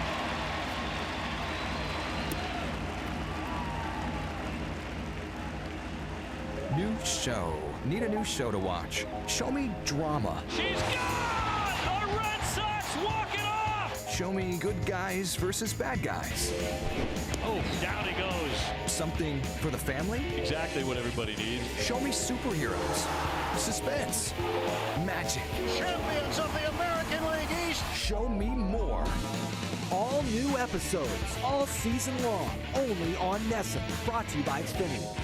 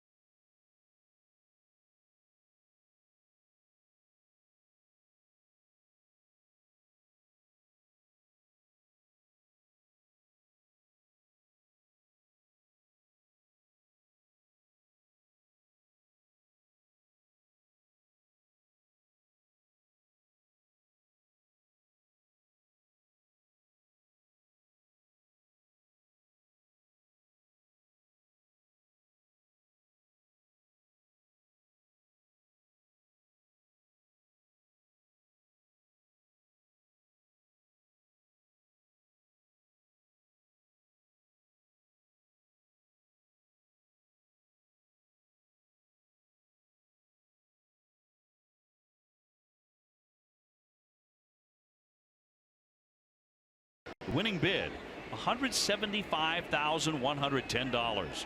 All the proceeds went to the Jimmy Fund. So a great cause. Joe Kelly out of the bullpen, taking over for Rick Porcello. Another strong effort by Rick. 7 innings, 3 hits, 3 runs, all earned, 9 strikeouts. He walked 3 men. And unless the Red Sox can rally, he would lose a tough one. Toronto ahead 3-1. Kelly dealing to Hernandez, who has gone 0 for 2 and was flat robbed by Mookie Betts on a brilliant diving stab in right field. You know, the question has to be asked, you talk about this a lot after a team's no hit. Does that have a lingering effect? I never thought that it really did. I just think the Red Sox from that point on have faced some very difficult pitches, and that was a great example tonight with Jay Happ. Happ has always been tough. He's been tough on the Red Sox and a lot of other opponents. Won 20 games a couple of years ago. Throws a lot of strikes. You looked at these matchups for this series, and you knew this was going to be probably a pitching dominated series.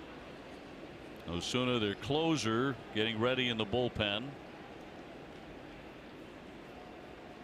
The 2-1.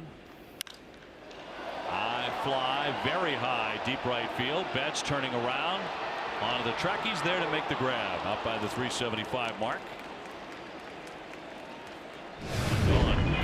Back in the 3rd inning, Jay Happ striking out the side. He got Leone on a changeup. It's going to be a fastball to Holt and then a fastball to Mookie Betts. So I mean, he was really on target in this game tonight, as he is every time he pitches against the Red Sox. In fact, if he wins, he'll be 8-3 lifetime against the Sox. Here's Smoke now. He's gone 0 for 2 with a walk. All of the runs for Toronto came in kind of a choppy 2nd inning. An inning that began, I think maybe one of the stranger things was on a leadoff walk by Pierce. He would score. Pilar would score. Travis would score. Yeah, a little hit and run play mixed in with Martin. Weird inning. And they didn't hit the ball hard at all. They were able to kind of squeeze across 3 runs. The Sox only 1 run off a Happ that came in the 6th inning when Brock Holt doubled, and Hanley would eventually drive him in with a base hit with 2 down. But that's been it for the scoring for Boston.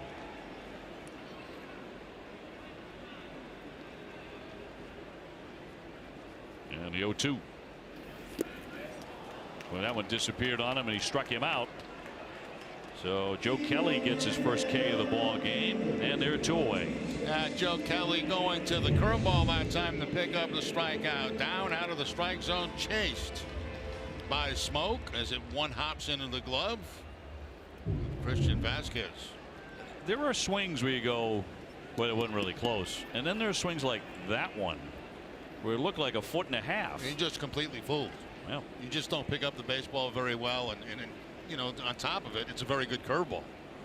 Here's Solarte. He pops up on the first pitch. Vasquez, who's now behind the plate, heading back toward the netting, but it's on top of the dugout on the opposite side. Christian Vasquez now in the ball game catching.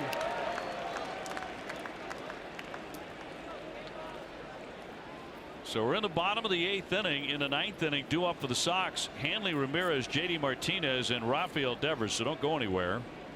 Red Sox will be trying to rally against Osuna, their closer, who is ready to go, and he's a very good one. Game 1 of the 3-game series in Toronto, and the 0-1 to Solarte. Popped him up. Nunez there along with Hanley Ramirez, but Nunez wants it, and Kelly works a very, very clean inning. We go to the 9th, 3-1 Toronto.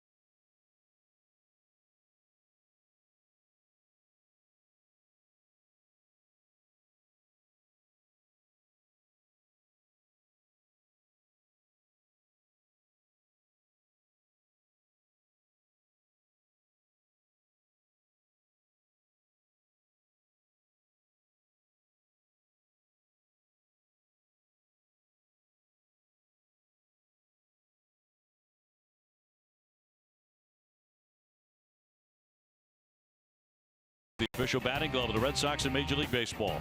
Plain Ridge Park Casino, Murphy's Boxing returns Saturday, April 28th. Visit murphysboxing.com. And by your New England Audi dealers. Get behind the wheel of the Audi you've always wanted. Ninth inning, 3-1 Toronto. Game 1 of a 3-game series. Red Sox, unless they can tie this one up and win the ball game, the Red Sox will have lost 3 consecutive games. Unthinkable just 4 or 5 days ago, the way this club was playing. Osuna comes out of the bullpen. You see how good he's been. 6 saves and no runs. In 9 1/3, he's only allowed 4 hits. That ball was outside right there. I mean, the count should be 2, and you can see Hanley dusting off the plate. He's showing up the umpire a little bit with that. Sure, that's not something that Asanya behind the plate appreciated. I would think not. Fouled away. Now Hanley at the plate has singled twice and driven in a run. The only run for the Red Sox, that was in the 6th when he plated Brock Holt to a double. So 3-1 lead. Granderson has moved from right over to left. Grichuk now in the game in right. And Osuna, the closer, with a 1-2 pitch. Line shot, base hit. That's his 3rd of the game. So Hanley is 3 for 4. Now let's look what the Red Sox are up against, and it all happened back in the 2nd inning. It started with a very unusual walk right there. Questionable pitch by Porcello, could have been called a strike. Then a hit and run by Martin, just about creeping through the infield. Then a couple of the fielder's choice. Throw to home, off target. Granderson with one that explodes at the glove of Devers. 2 runs come in, and that's a 3-run inning right there. J.D. Martinez representing a tying run at the plate. He is 0 for 3 tonight. Denied a hit on a Travis stop at second. It was only topped really by the Mookie Betts play to rob an extra base hit in right field. He's since struck out twice.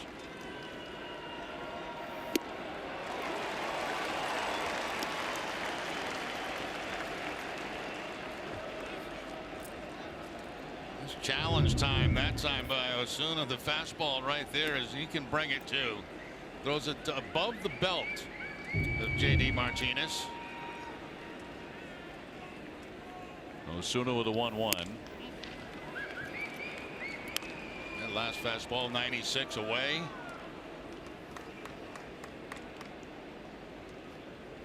J.D. 0 for his last 10.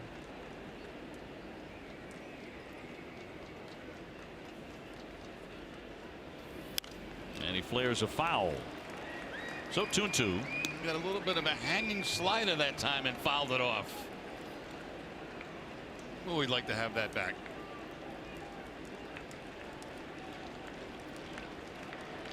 Red Sox have struck out 12 times here tonight.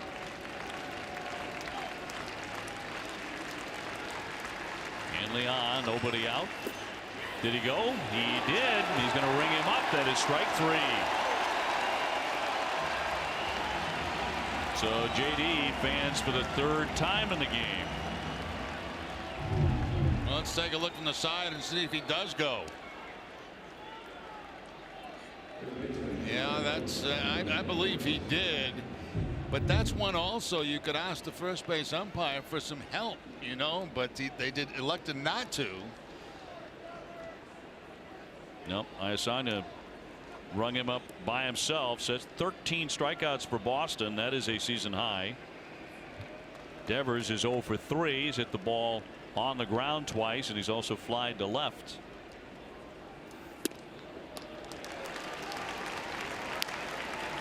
Toronto only has 3 hits. The Red Sox have 6, and yet it's 3-1 the Blue Jays.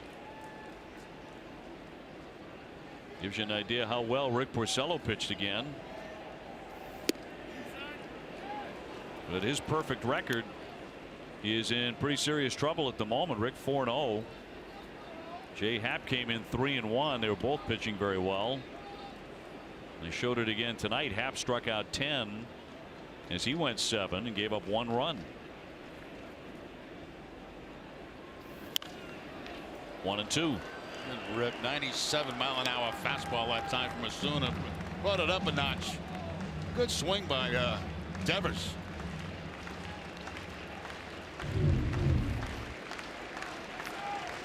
Challenge time right there. Power against power. 1-2. Stopped by Russell Martin. 2 balls, 2 strikes. The Sox came in as the #1 hitting team in the American League and #2 in runs, but runs lately have been hard to come by.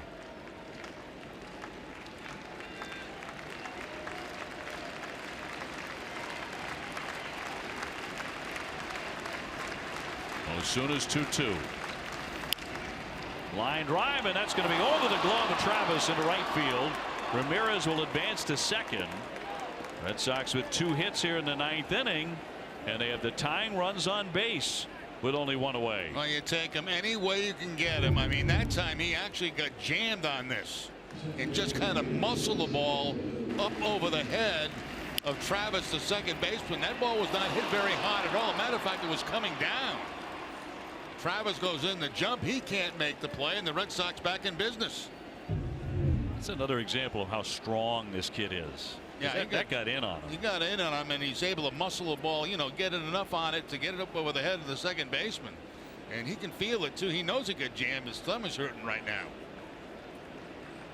You know, he hit a ball down the left field line in his first at bat that went about 330, but foul, slicing down the left field line. First and second now for Eduardo Nunez, who's gone 0 for 3. He's flied out twice and grounded out to short. Red Sox trying to rally in the 9th inning in Toronto.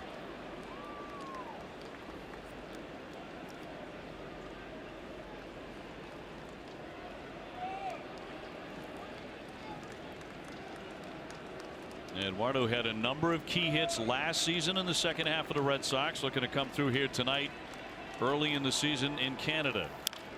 Little roller toward third, but a foul ball. We're going to let it roll.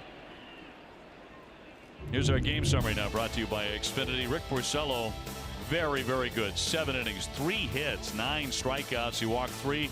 Brock Holt is 2 for 3. But half went 7. He struck out 10 and didn't walk anybody in a 4-hitter over that span. And here we are, 3-1 Toronto. They get all their runs way back in the second inning. And outfield very, very deep, too, for the Blue Jays. They don't want a ball getting in the gap where that man can score from first base.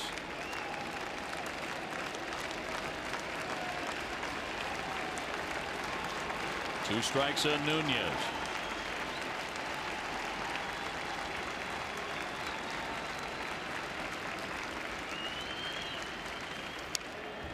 He hangs in. Hangs in on a tough pitch, too. A slider down and away the outside part of the plate. Excellent location, down and away, but out even out on his front foot. Able to foul that ball off. So he lives to see another pitch. Ramirez at second, Devers at first.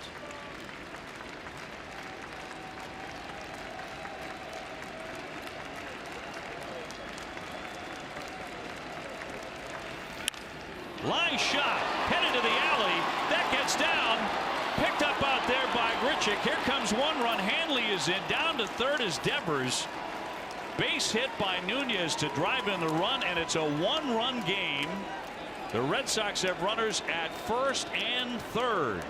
Now give Nunez a lot of credit. He fouled off a tough pitch and he hits a line drive. Now we highlighted how deep the outfield was playing, and the reason for that is that any ball in the gap they had to cut off. They didn't want that run scoring from first base, and it pays off for them.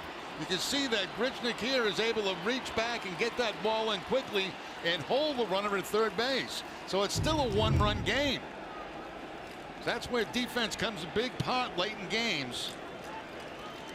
Jackie Bradley will climb in next. That's a tough at bat by Nunez, a real good at bat by Nunez. And we saw him do that so often last season after the trade. So now Craig Kimbrell is up, but with the intent of being involved in an important situation, which has not been the case on this trip yet.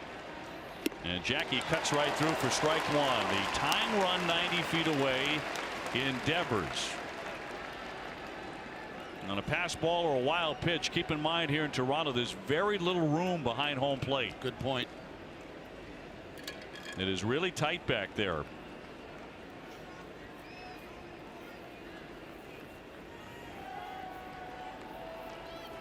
And the 0-1 to JBJ. Two pitches almost in the exact same spot, up and in the last one at 97. Just challenging Jackie Bradley with the high fastball, and he's underneath it.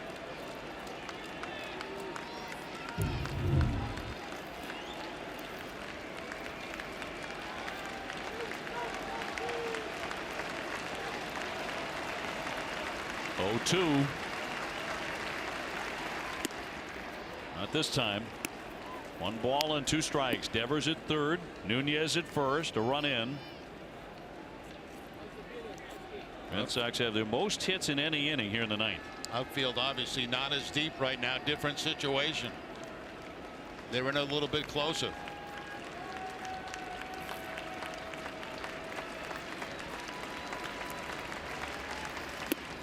Put him away. 97 again to strike out Jackie Bradley. That's the 14th Red Sox strikeout in the game. Amica Insurance, great service, great coverage, and a great price for auto, home, and life insurance. Just challenge time. I mean, all 3 pitches that he swung and missed at were up and in. Fastballs up and in. They got Benintendi early in the ball game on that. They've got Bradley in a big at bat right there. So it falls to Christian Vasquez, who's really struggling with the bat, hitting .211. He came on to catch, relieving Sandy Leon. 2 down, they're on the corners.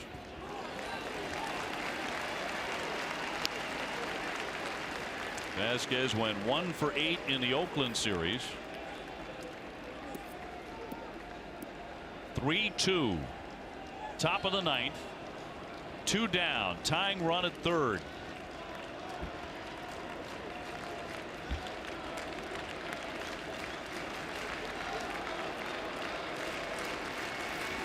Run second goes. That's in there for a strike, and Nunez at second base now.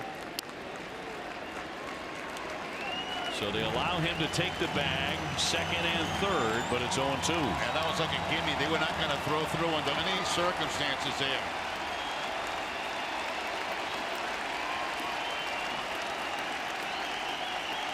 And the crowd in Toronto on its feet.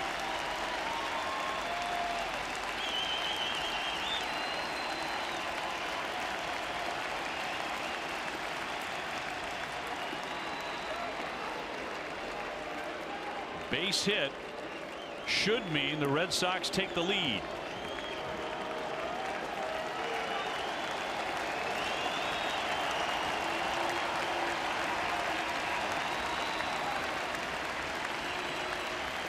Osuna long look in, and now Vasquez grows tired.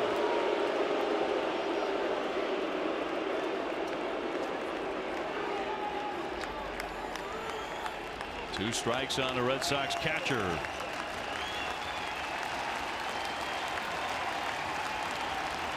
Oh, 2. He wouldn't chase it. That hit 98.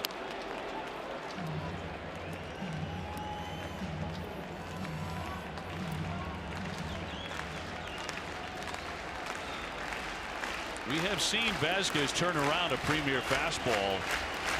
Remember, he hit Betances out of Fenway one night.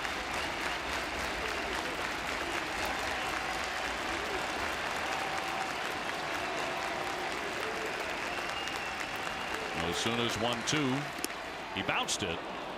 Nice play by Martin right there, potentially saving the tying run.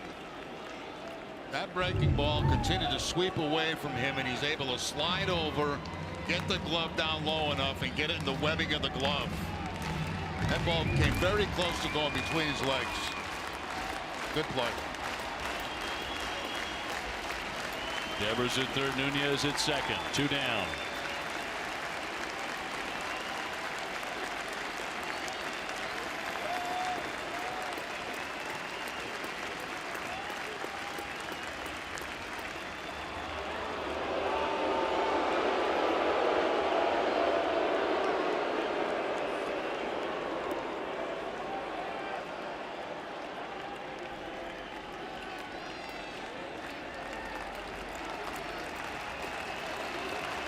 The 2-2. Check swing and a foul. Just got a piece of it. Another one boring in at 97. Yeah, inside corner. It's one you're almost afraid to swing at. Break the bat in two.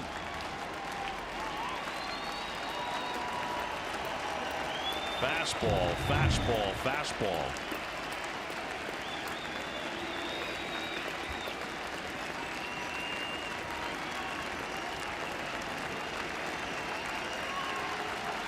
The 2-2 again. Missed with that. Ooh, he caught a break, I think. I think you may be right. That pitch was not a bad pitch at all. Top of the strike zone inside. Oof. Called ball 3. Make it hurt, Christian.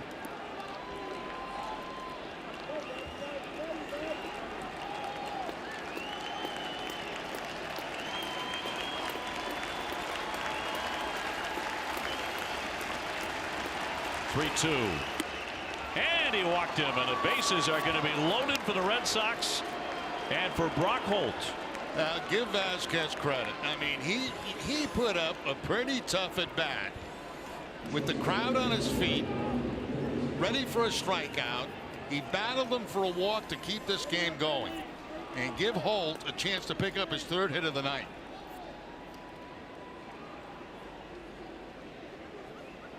I tell you, I think Christian got away with one there to keep this game going. It looked like a fastball that was up and in and top of the strike zone, but not called a strike, and then eventually draws the walk. Let's see what happens. Brock Holt with a double and a single tonight. Remember an afternoon here a couple of years ago where he came up with the bases loaded and ripped a grand slam. That was in April. 2 down. They're all loaded up. And ball 1. We flash back. April 8, 2016. Down the line. A searing line shot for a grand slam. Fastball down and in.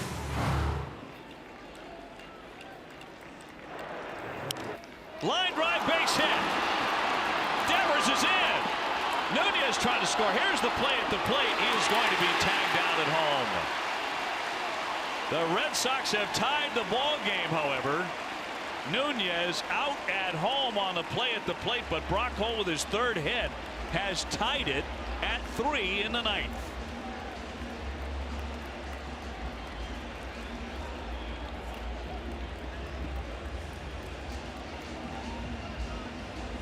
Well, there were a lot of good at bats. Yeah, there were.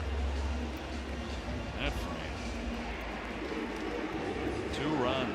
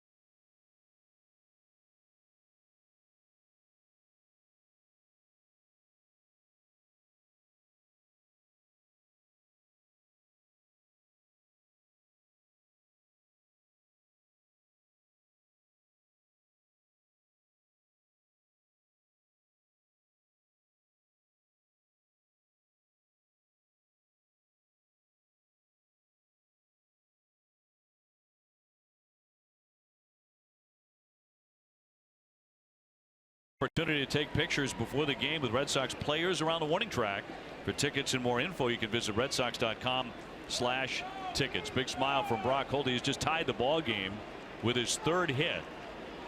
So it's a 3-3 game. The Red Sox rallying with a slew of outstanding at bats. And now Kelly back to work here in the bottom of the ninth, trying to press this thing into extra innings. Yeah, right on target with that, Dave. Ramirez had a great at bat. Devers, muscling a ball over the head of the second baseman. Nunez, the outfield really hurt there as they cut that ball off, but he got a run in. The walk by Vasquez. Yep, and Brock Holt with a base hit the other way. And the question, people will ask, well, why did they send Holt? Well, with 2 outs, what they're banking on is a throw that's not going to be accurate. That's what they're hoping for with 2 outs, even though they got Betts on deck. The throw was accurate and cut down Nunez. Very accurate. He was out by a lot. Yeah. This is Kendrys Morales now. 28 homers last year, so you have to be careful. He's just back from the DL because of a hamstring issue. But he will swing for the fences. Tyler Clippard, the right-hander, working in their bullpen. Red Sox have out-hit Toronto 9-3.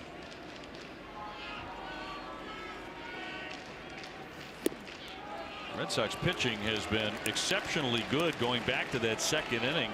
Over the last 6 innings, Sox pitchers have allowed 1 hit. So count out 3-1 on Morales.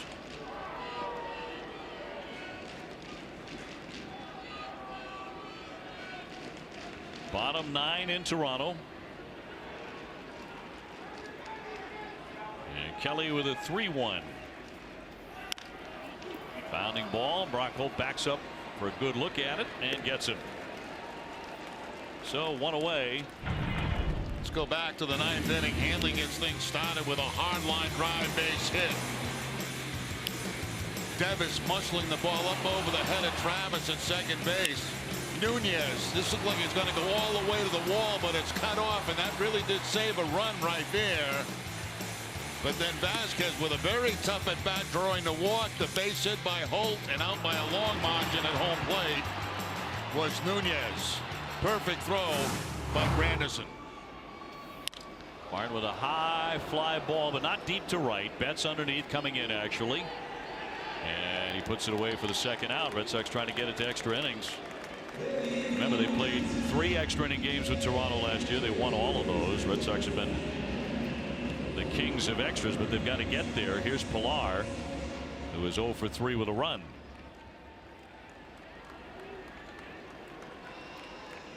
.293 hitter, off to a quick start here in 2018. Tied up 3-3, 9th inning.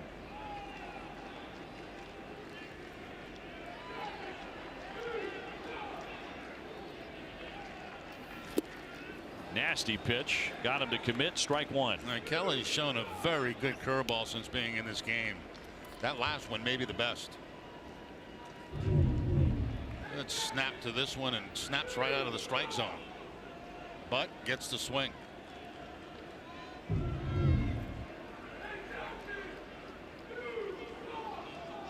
Base is empty.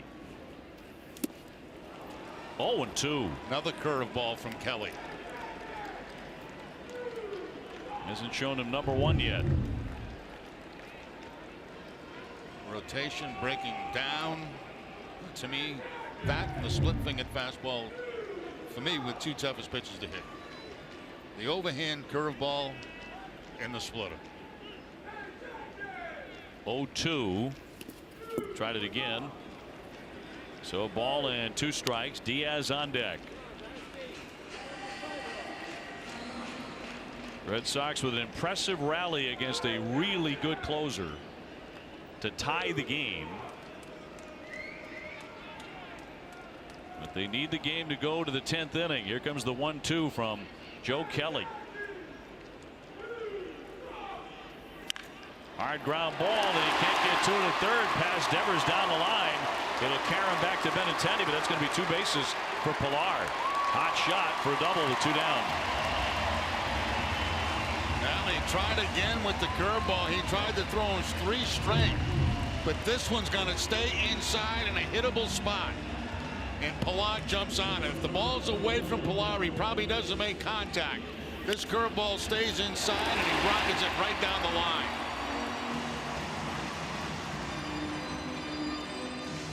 As Devers with the crossover step to dive, can't get the glove on it to knock it down. Even if he does, he's not going to get Pilar at first base, but he might have stopped the double. Dana LeVangie out for a chat with Kelly and Vasquez and Hanley standing by. Runner at second, representing a winning run for Toronto with 2 down in the bottom of the 9th. Diaz will be next. He is hitless in this one. You thought it'd be possible with as little as Kimbrel's worked that he might come in to start this inning. Yes. Or maybe try to finish it. Alex Cora electing to stick with Joe Kelly, who worked a 1-2-3/8 line drive, but that'll hang up, and there's Mookie Betts to put that away, and we're going to extra innings in Toronto, tied at 3.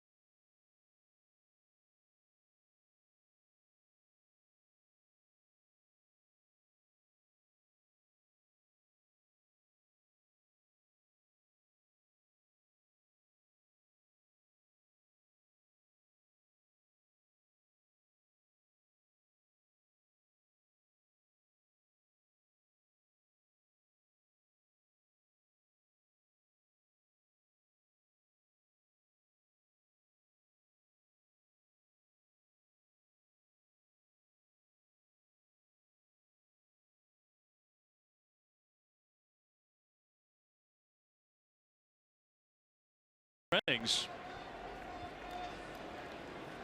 And this is going to be Tyler Clippard, former Washington National, coming out of the bullpen. He's been pretty good with a 2.53 ERA in 11 appearances.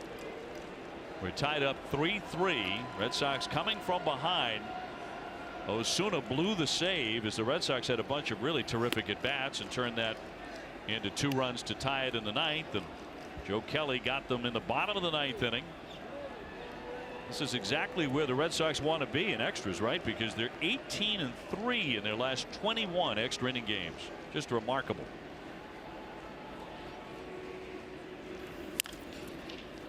Mookie Betts in this one is 0 for 4.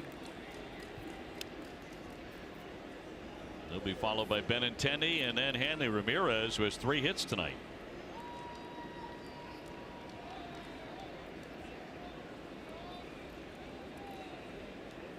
Mookie, very unusual for him to be up 4 or 5 times and not have been on base a couple of times. Here's the 1-1.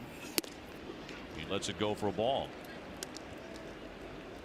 You can see that Clippard not nearly as hard a thrower as Osuna was. 91 on that fastball. Osuna was 96, 97. You get a lot of off-speed pitches too from Clippard. On the corner, according to the umpire. The plate's opened up a little bit. Jeez. Although I think Vasquez got one. Yeah, but we forgot about that already. Here's the 2-2. Bounced it up there all the way to the backstop. This is the pitch we're talking about with Vasquez. I think he may have got a little present here by having that not called a strike. But that was light years ago. Yes, that was, I mean, 15 minutes ago. 3-2 to Mookie. Fouls that off. Well, it's going to go in as a very well pitched game.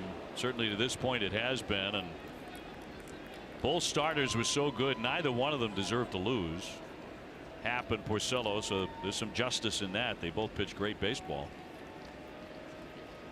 3-2, and he'll take ball 4. So Mookie is on, and with his outstanding speed, the leadoff man aboard. Don't miss WB Mason Extra Innings Live right after the game. TC, Jim, and Steve will break down the key plays of the game, and you'll hear from Rick Porcello and Alex Cora. Whatever, whenever, wherever, who but WB Mason. Well, we'll see how the Red Sox play this now. They got speed at first base. Benintendi's had a very, very tough night with 4 strikeouts. Do they dare sacrifice with him? I don't think so. Big hole on their right side. Solardi is in close at third to guard against the bunt. He is showing bunt, man taking a ball. Well, question is that for real or a bluff? I don't know. He's looking in, taking a long look down at Carlos Fabulous right now, who got a new set of signs from the dugout, and Alex Cora puts him down. We'll see what's going on.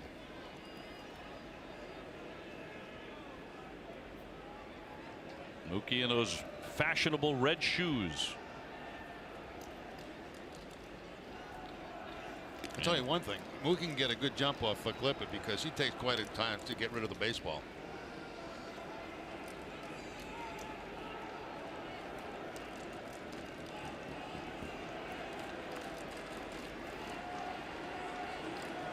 Benintendi 1 for 2 with a double against this righty. Solardi is still in several steps at third. And the 1-0 won't be made as Betts dives in again. Yeah, a couple of reasons for throws to first. Obviously, got speed over there, guy that can steal a base, and they want to see if Benintendi's going to give away the possibility of sacrificing again. There's no sign of it on that particular throw to first. No, not on that one.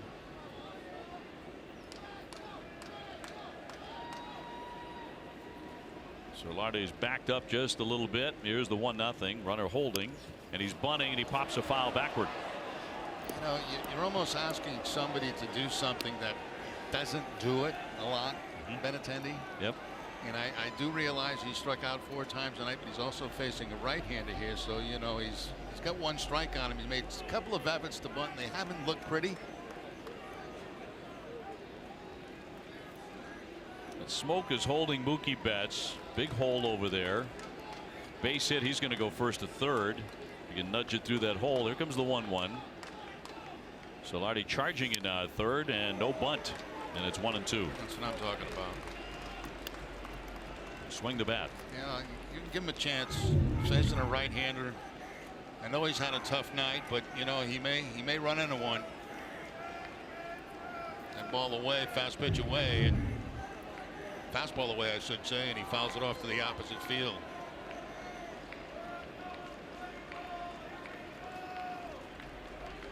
Mookie with a decent lead over there.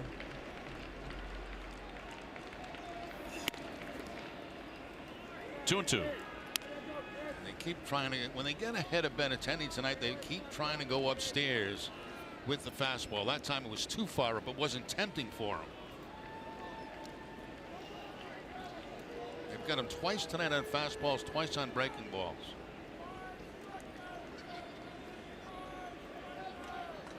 Betts again digs out that lead. Nobody out.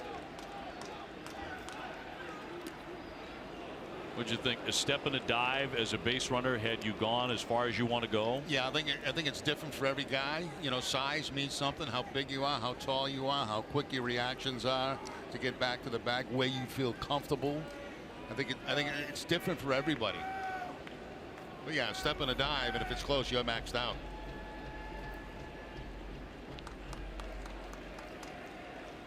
Clippard's 2-2. Mookie takes off, and it's fouled away. Waiting for that. Clippard takes a long time to get rid of the baseball, and plus he picked a good pitch that time. It was a breaking ball. But, you know, with 2 strikes, Benintendi's going to chase if it's anything close. That's a very good jump right there. That'd have been no contest at second base.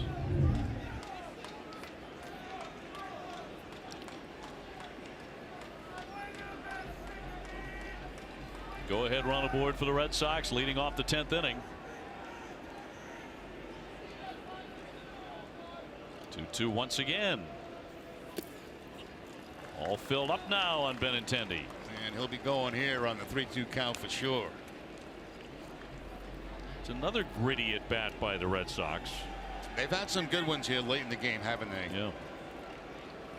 One of the reasons you look at this lineup is so difficult to pitch to.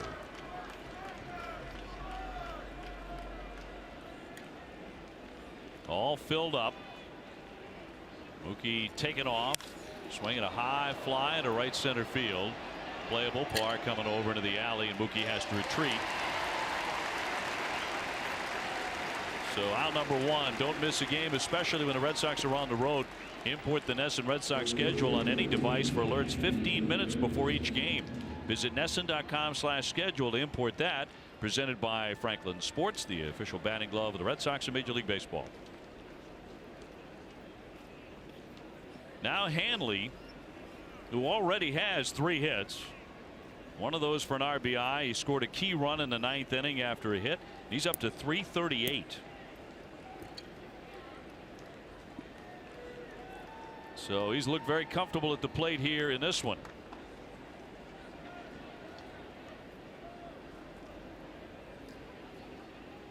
One man away. And a ground ball right there to Diaz, and he'll turn the double play to retire the side. We go to the bottom of the 10th, tied 3-3.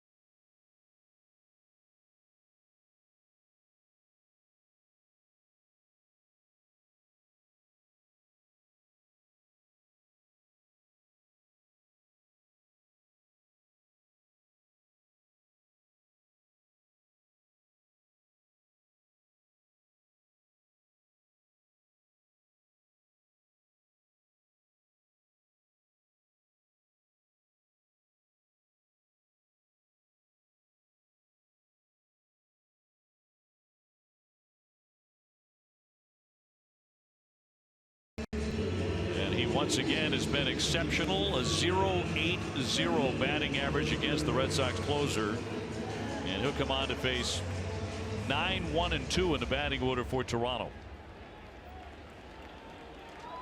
So that'll be Travis to lead it off. He's gone 0 for 3. If you weren't with us in the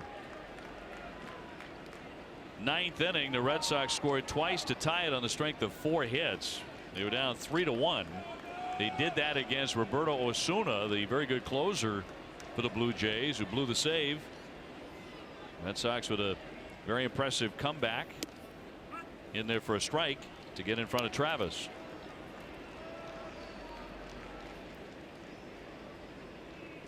So it's 3 runs, 9 hits, no errors for the Red Sox.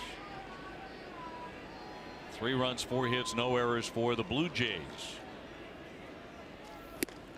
He was quite late. That was 97.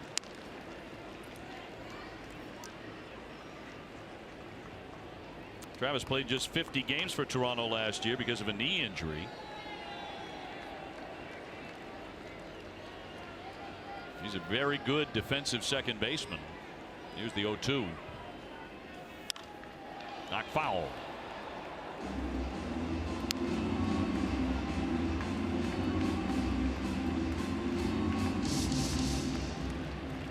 Sox trying to avoid a 3-game losing skid.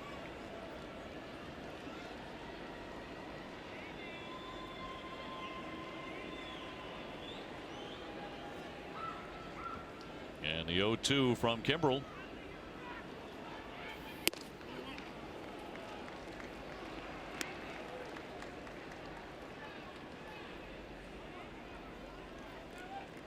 Middle game of the series coming up tomorrow night at 7:07. Eduardo Rodriguez against the right-hander Aaron Sanchez. Chris Sale going on Thursday against Estrada to end the road trip. And that missed. 2-2. These pitches, the last 7 missed by very much. Top of the strike zone, outside part of the strike zone, but not called strikes.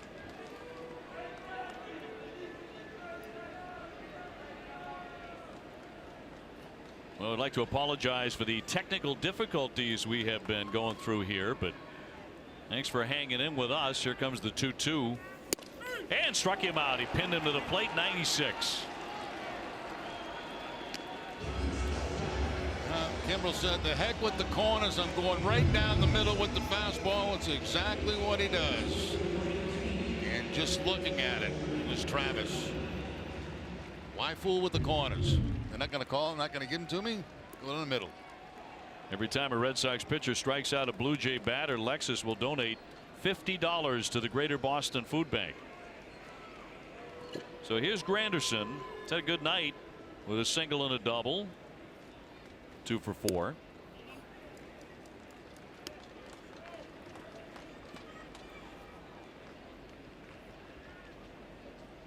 Nobody aboard. A shift on for the lefty hitter. Nunez in shallow right. Brock Holt at shortstop tonight on the right side of second base. Xander Bogaerts playing for the Paw Sox tonight. His rehab stint homered and doubled. Great sign for Xander.